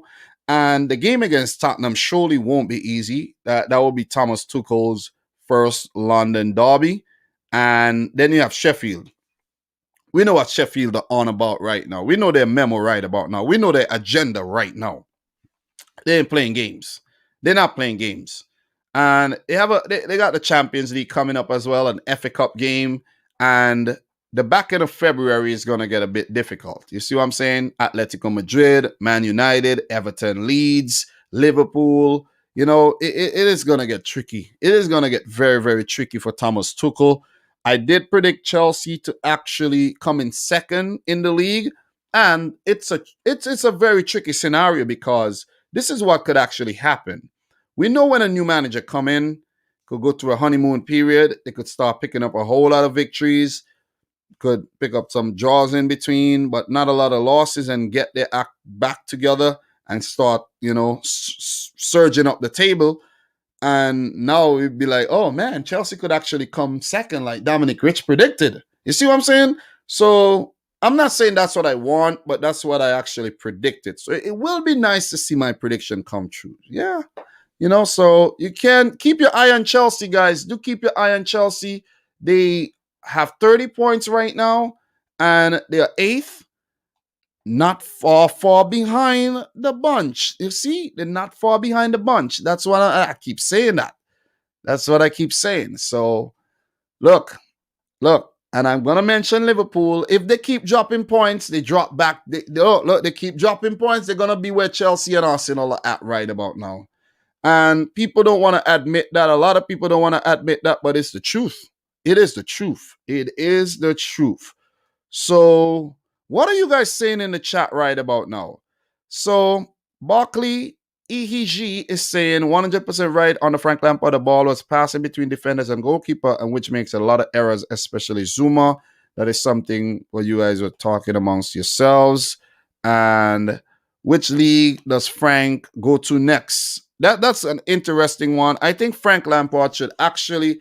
This is how I think Frank Lampard could actually stake his claim to greatness. He has to go, and I think the timing of the matter is just kind of weird, because being that he was at Derby County before and they were going through their problems, and now Rooney is the manager. Rooney is the manager of Derby, right? And what I think they were probably promising the role to Rooney already. So if this had happened sooner, maybe Frank Lampard could have gone back to Derby and then he could have worked his way back to the Premier League. But I say Frank Lampard now has to take up a job with a championship team, and this is how he gets his mojo back. This is how he could stake his claim to greatness and people start respecting him again. Get a job with a championship team. And maybe this could be a team that he could bring back to glory. And let's just take a quick look. I want to take a quick look at what's going on in the championship right now. And, see what's going on here. Championship. We're going to take a look at the championship really quick, and we see what's going on here right now. Norwich, Swansea, Watford. Do not take the Watford job. Not Watford. Not Watford. Definitely not Watford. Brentford. Maybe a Brentford, but I think the Brentford manager is doing a good job. Reading, Bournemouth, Middlesbrough. Middlesbrough sat their managers quite a bit, right? So maybe a Middlesbrough. Bristol City, Stoke. Maybe a Stoke. Maybe he could bring Stoke back up. See what I'm saying? Blackburn Rovers. Maybe not. Maybe not. It's going to be a difficult one. It's going to be a difficult one, but it may end up being a team that actually sat their managers a lot. QPR maybe? London team? QPR? Who knows? Millwall? Who knows? You see what I mean? So it's going to be fun to see what he actually does next and if he could actually be successful doing so. Sheffield Wednesday, down at the bottom. I don't know. I don't think so. But it is going to be fun to see his managerial journey and see what trajectory it does takes, whether it's an upward one or a downward one. So all the best to Frank Lampard, all the best to Thomas Tuchel with the Chelsea job. I don't know, bro, but I don't know. How long are you guys predicting Tuchel to last? Let me know in the chat right now. And we are going to move on to the last game, man. The last game that I have to round up. It's Man City 5, West Bromwich Albion 0. And this was a road game for Man City. So I should have said West Brom 0, Man City 5. City are now top of the league. Let me take a drink to that one.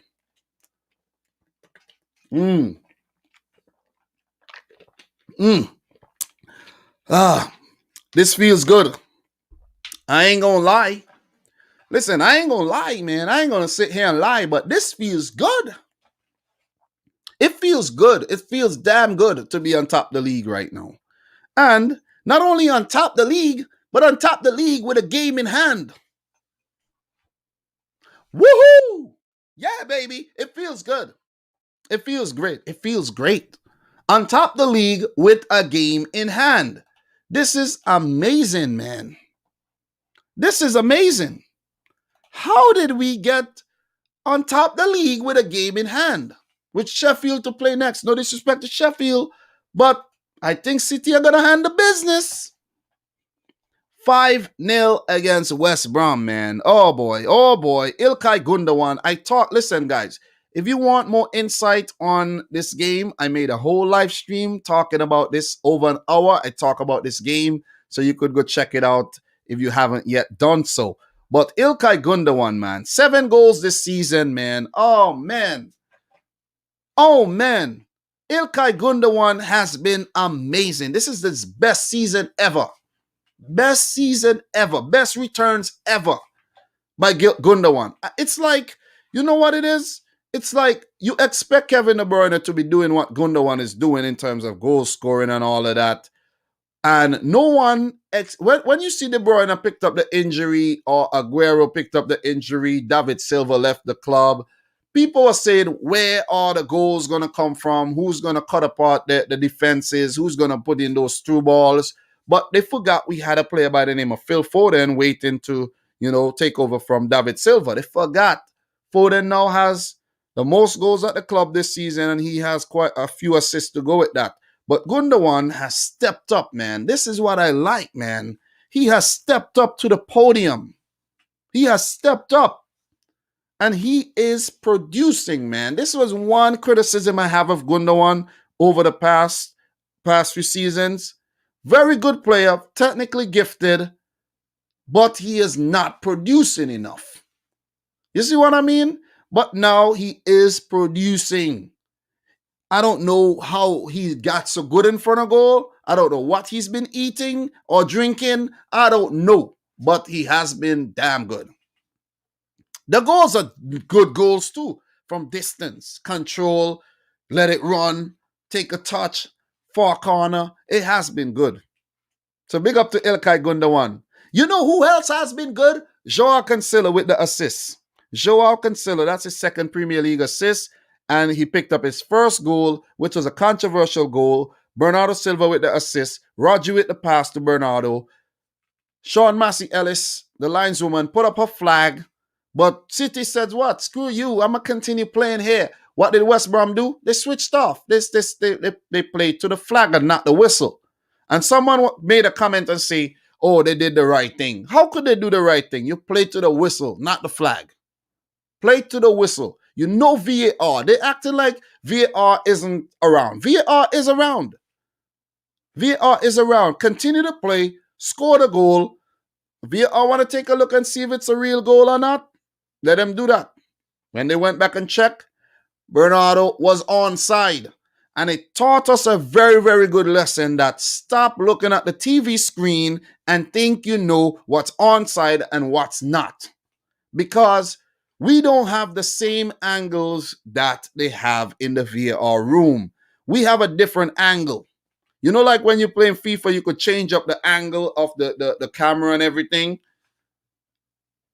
And you end up not having a true line across the field. Like from your, when you look straight at it, the line is actually not straight. When you're looking at it, it's actually like this. You see what I'm saying? So that taught us a very valuable lesson, but good goal by Joao Cancelo, though. The man has been the best fullback in the league this season, hands down. Don't even have a debate. Don't come talk to me about no Andy Robertson either. Joao Cancelo, right back, left back, drop in the midfield, has been the best fullback in the Premier League this season.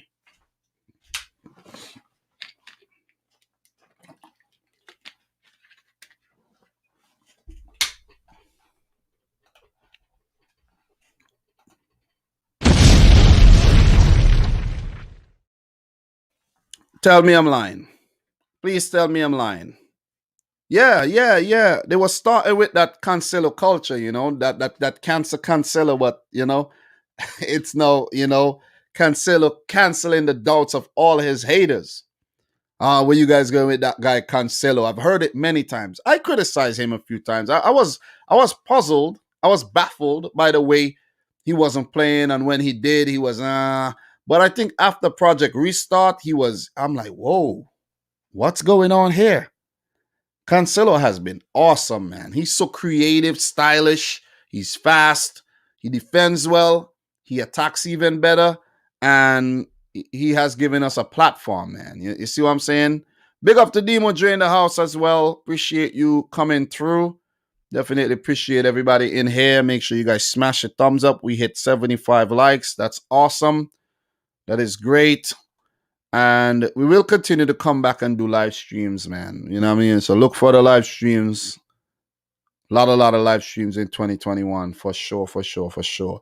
So good no one with another goal in the 38th minute, seventh goal of the season. I already expressed my thoughts on Gundogan. And Riyad Mahrez set up by Sterling to score his fifth goal of the season. That's not a bad return, right? We've been criticizing Mahrez, but that's not a bad return. He has 5 goals halfway through. Gundogan has 7. We could see a lot of players from City scoring over 10 goals again this season. You know what I'm saying? Raheem Sterling with his 6 set up by Mahrez. Sterling also has 5 assists. These are some good numbers. They're not high numbers, but they're good numbers, man. They're good numbers. 5-0 is a nice number. You see what I'm saying? This is good. This is great. This is what I want to see. I feel damn good. When I'm watching these games, I watch these games stress-free. I'm doing other things while watching the game. I don't have to be panicking. I don't have to be worrying. This is what I want to see from City. Because we are that good. No Kevin De Bruyne, no problem. No Aguero, no problem. No Laporte, no problem. Listen, Ruben Diaz, John Stones, big up to these guys. Big up to Zinchenko. Big up to Rodri.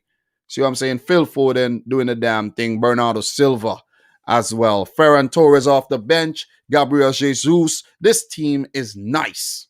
Kyle Walker, not even starting anymore because of how good Joao Cancelo has been. Fernandinho on the bench, sitting in the cut. Just looking and observing what's going on. How good is this team? Big up to Edison. Hardly anything to do. How good is Pep Guardiola's Manchester City? So Robert is saying, I just dropped an underrated comment. Do you think Walker will get back into the team? Of course he gets back into the team. Walker right back, Joao Cancelo push at left back. It's easy. It's easy. You know what I'm saying? There could be a rotation where the players are rested. We know that City rotates players the best. We rotate players seamlessly. You see what I mean?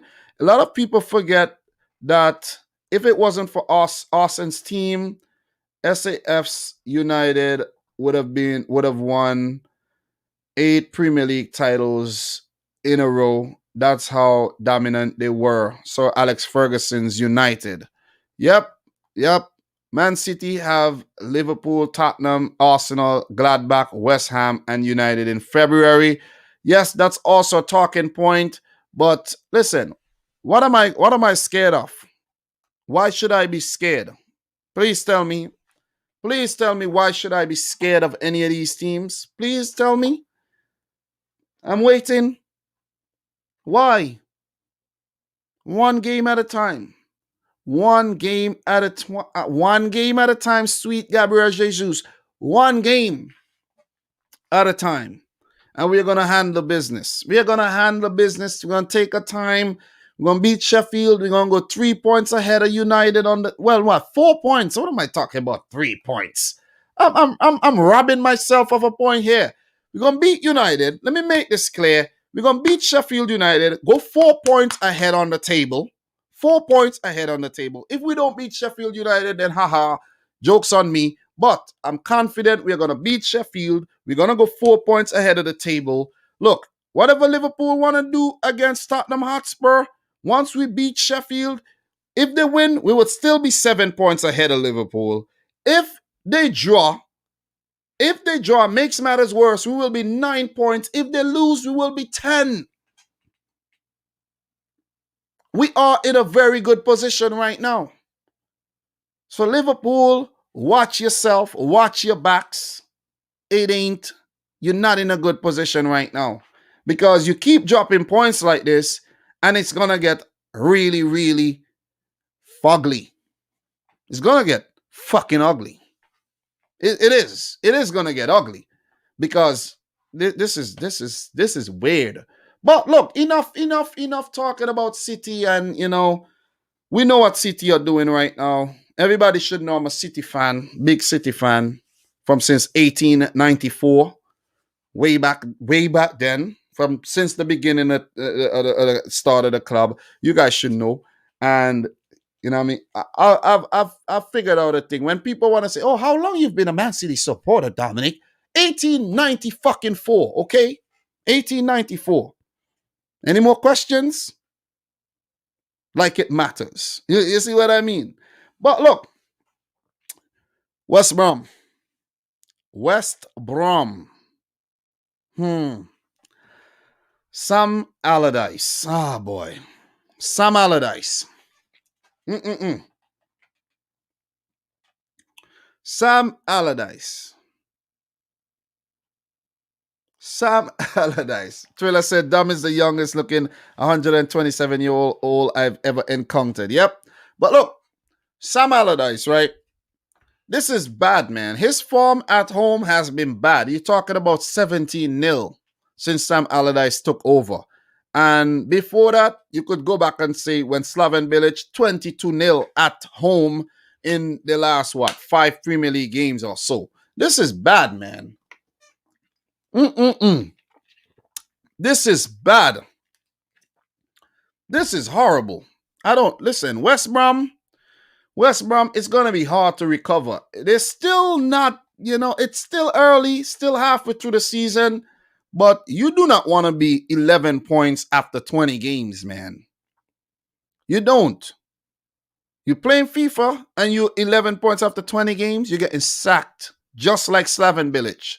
And if you continue that bad form, you just might get sacked again. Look, I won't be surprised if Sam Allardyce pick up. I won't be surprised if Sam Allardyce get the sack. I won't.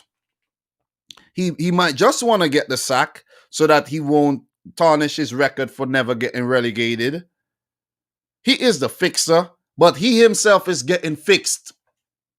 He is getting fixed right now. Just think about it. He's getting fixed. He's getting fixed because, look, 2 wins. And now Sheffield United could go past the amount of wins West Brom has picked up. Look, Fulham ain't no better. Fulham, West Ham, Fulham, West Brom, and Sheffield has been very, very, very bad this season. You could even throw Brighton in there, who only has 3 wins. And Newcastle are joining the bunch, while Burnley are separating themselves from the stragglers. So we got 5 teams in the Premier League who will be battling out for relegation. And I like it.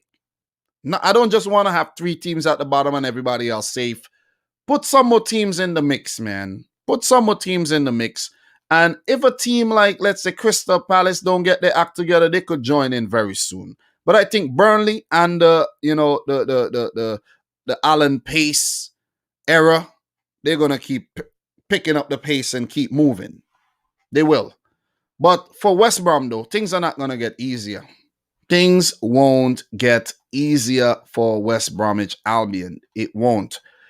Look, West Brom's next couple fixtures, and I heard somebody saying about Man City's next few fixtures and all, they are difficult, but weren't the last couple fixtures difficult? Come on. We played Liverpool, we played United, we played Arsenal. We didn't lose. We played teams that beat some of these bigger teams and draw some of these bigger teams. We didn't lose.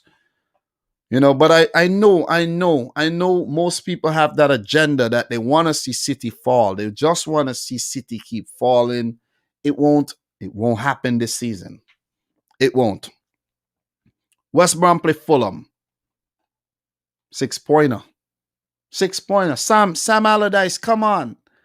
Get your act together. You got to win this game. Scott Parker, you got to win this game too. Sheffield United. Hey, look. These are 2 games. If they win these 2 games, they could put themselves in a very good position here. A very good position.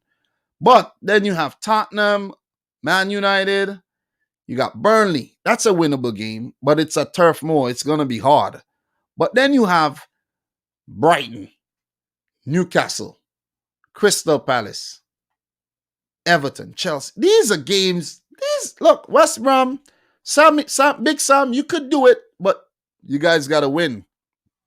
Can't be losing so many games, man, and so badly as well. You can't. You really, really can't, man. Seriously. So Kevin John is saying that 15 years ago, Big Sam would have flourished with that current team. Football has changed. The level of coaching has improved in the England's Football League. Very well said, Kevin. And I've even seen that a big lanky striker by the name of I think his name is Musa Diagne from Istanbul Başakşehir. One of them Turkish teams have been linked to I think his name is Diagne. I can't remember his first name, but he has been linked with a move to West Brom. Please, West Brom, don't do that to yourself. Big up to Fabio in the house, man. Big up to Fabio. Kevin Jean also saying City also have the best defense in the league. Definitely. And he's saying, Adubi Lotus, Dom, I'm finally catch up to your stream. Appreciate everybody who's in here. Make sure you smash the thumbs up button. Let us get the stream to 100 likes before I wrap things up today. So, look, man, I've talked about this Man City game over and over again on a live stream. So I want you guys to go actually check out the live stream where I go into more detail. But going back to the fixtures where people are saying, oh, City got some tough fixtures coming up. Man, look, if this was before, like when we lost to Tottenham and lost to Leicester, maybe I would have been worried. I ain't worried no more, man. I'm going to just leave it to Pep. Leave it to Pep. You know what I'm saying? Leave it to Pep Beaver Guardiola to do his thing. And you see what I'm saying? He's going to get the job done. Sheffield United, Burnley. Come on, man. That's 6 points. That's 6 points. This is Pep. You see what I'm saying? This is Pep. This is Pep. Pep not playing no more games with them. This is Pep, not Pepsi no more. No more Pepsi Guardiola. This is Pep Cocaina Guardiola. Okay? The Liverpool game coming up on the 7th of freaking February. Oh, man. Woo. That one is, woo, man. Woo, woo, woo. Damn. That's going to be a good one. Swansea in the FA Cup. Tottenham. You got to beat Tottenham. You got to beat Arsenal as well. Got to beat Gladbach. Got to beat West Ham. Got to beat United. Got to beat Fulham.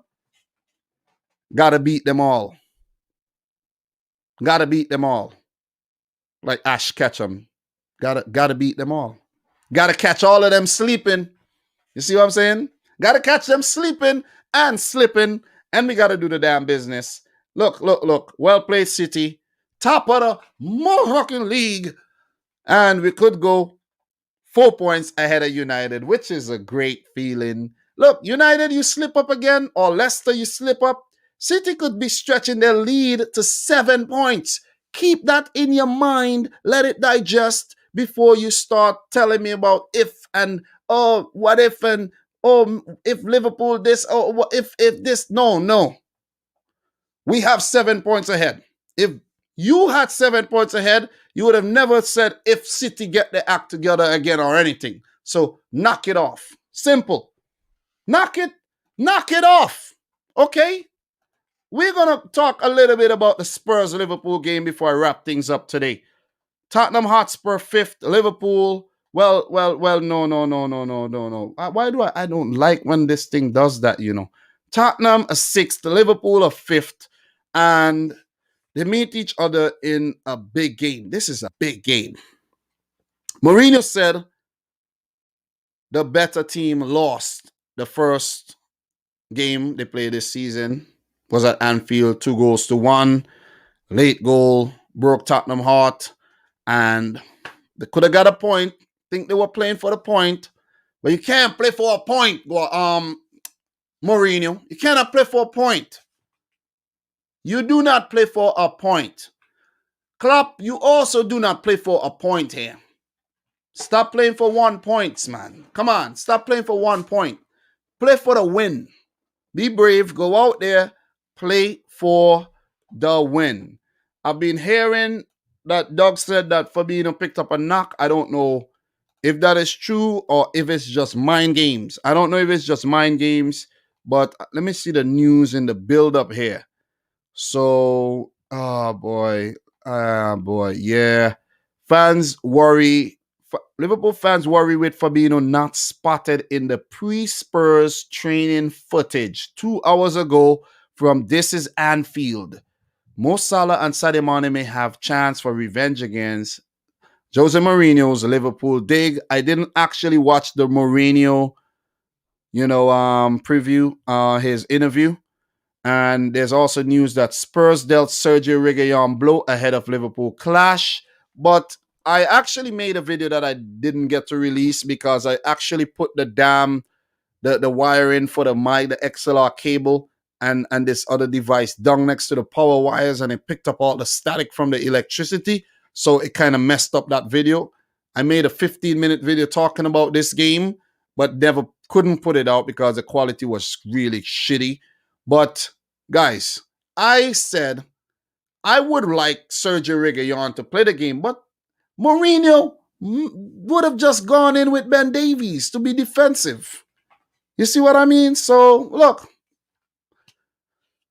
I think Mourinho is gonna go in with if fit, the 11 I think will be Davies, Alderweireld, Dyer. I don't know if Dyer is fit though. I don't know how fit is Dyer.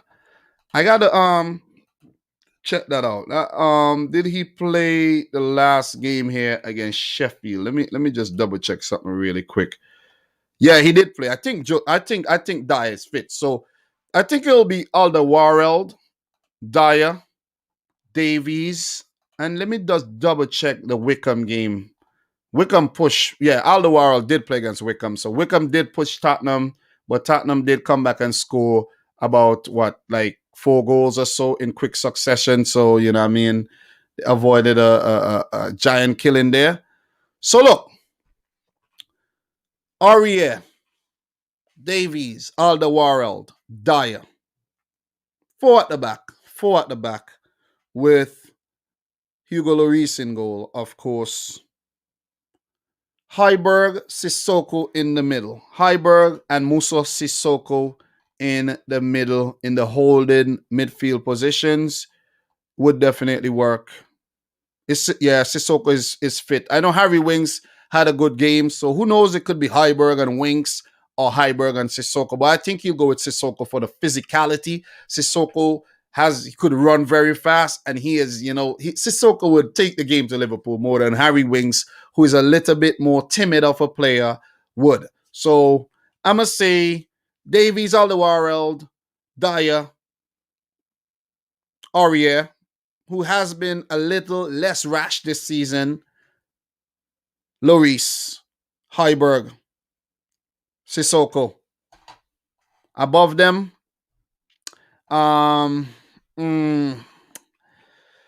Son, Ndombele, who has been in very good form. Does he go with a Bergwijn or does he go with Lucas Moura? I think the better player to play here would be Lucas Moura. Bergwijn, man, missing chances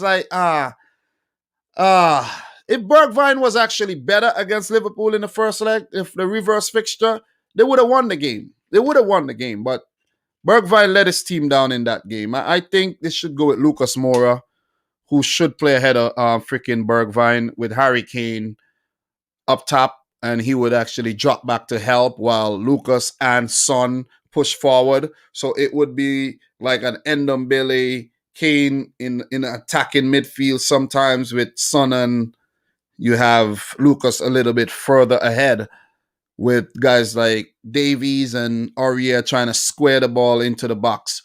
Look, it is going to be an interesting one, and Tottenham wants something from this, and I think Tottenham will get something from this. My prediction is a 1-1 draw here. I'm not predicting Liverpool to lose. I'm not predicting Tottenham to lose because I just see it ending in a draw. But anything could actually happen, man. Anything could happen. Would Liverpool score?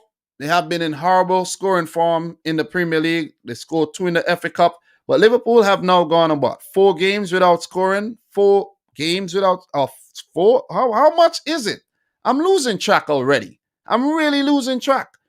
None against Burnley, none against United, none against Southampton, none against Newcastle. Yeah, 4 games, no goals. 5 games, 1 goal.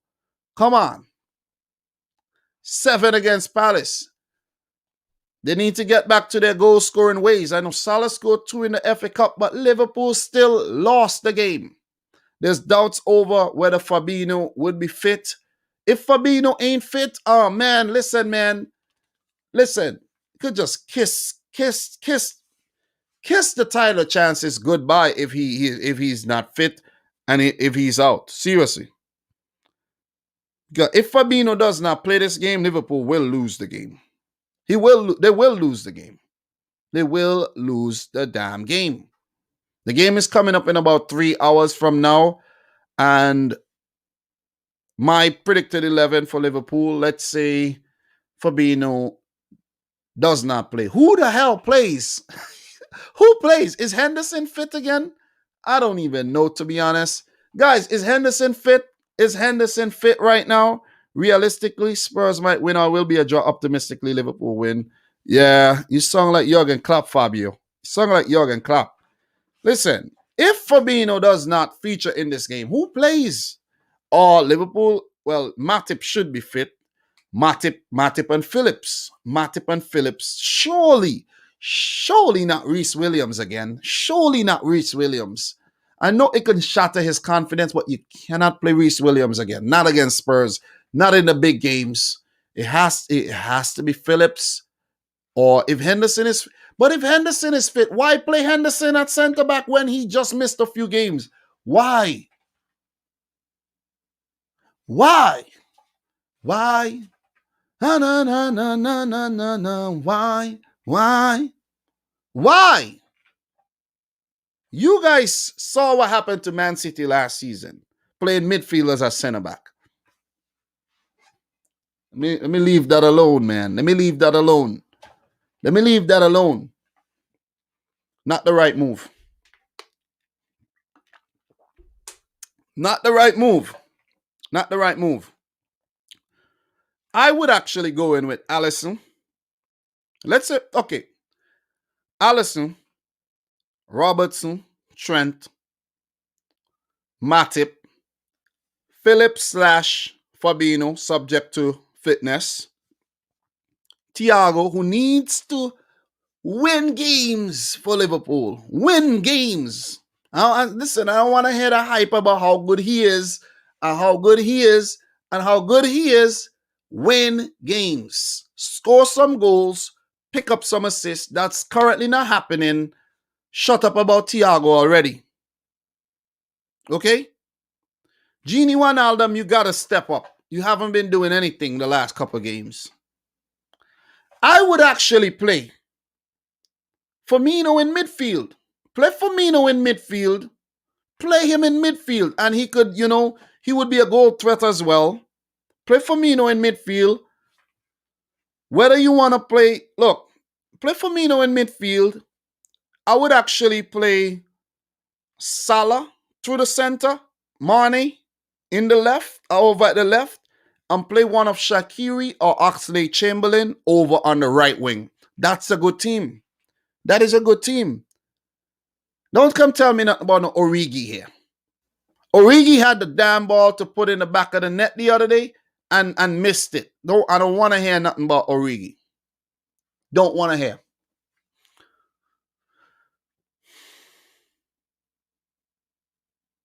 Knock it off. Don't want to hear about Origi. My prediction is a 1-1. I'm sticking with that. What a win-win. But all I know, my team City doing the business. Once we keep picking up those 3 points and lengthening, stretching out that gap, just stretch out the gap, I'm good. Seriously. I am good. Guys, if you haven't yet liked the video, make sure you like it. Smash the thumbs up button. If you have any questions for me right now, we could go into a 10-minute Q&A session right now. You could ask me anything before we end today's live stream. I think it was fun. Big up to Carl Headley. Big up to the man from New York, Carl Headley. Dane Richards, big up to you. BTK Julian. Everybody in here, Mona Melamo Casey. Big up to you. He said, Dom, we might sign the legend Edin Dzeko. It's against City's policy to sign these type of players, to be honest. So I don't think that's gonna happen. To be completely real with you, I would love a Dzeko back at the club. Because right now we're calling out for a player like Edin Dzeko. We are calling out for a player who we could put the ball in, bam in the back of the net. We need a player like Dzeko. He's in good form. But if Dzeko was about 7 years younger, yeah. But I heard that if he comes back, he can play a role and then he can go into a more executive type role where he, but I don't know. So, question, Q&A. We have Thriller from Manila asking, Dom, is there one player at Liverpool you'd take at City? One player at Liverpool right about now, at this moment, there is a player from Liverpool I'll take at City right now. Just sign the paperwork. Listen, sign the paperwork. Look, this is his Liverpool contract. Rip it up. Bring the new contract over, please. Where's the new contract? Somebody please go get me the new contract. Andy Robertson, bring him over. We need a left back badly. Andy Robertson is the first player right now from Liverpool I would sign to Manchester City. Andy Robertson. Very good, technically. Fast. A lot of stamina. A lot of pace. I said fast, but a lot of pace. He got a goal in him as well. Very intelligent footballer. And he is also not made of glass, but made of the finest Scottish steel you could find out there. The man does not break very easily, nor bend, nor fold. Andy Robertson is the player I'll take from Liverpool, if I can, to Manchester City. So, look, what other questions do we have here?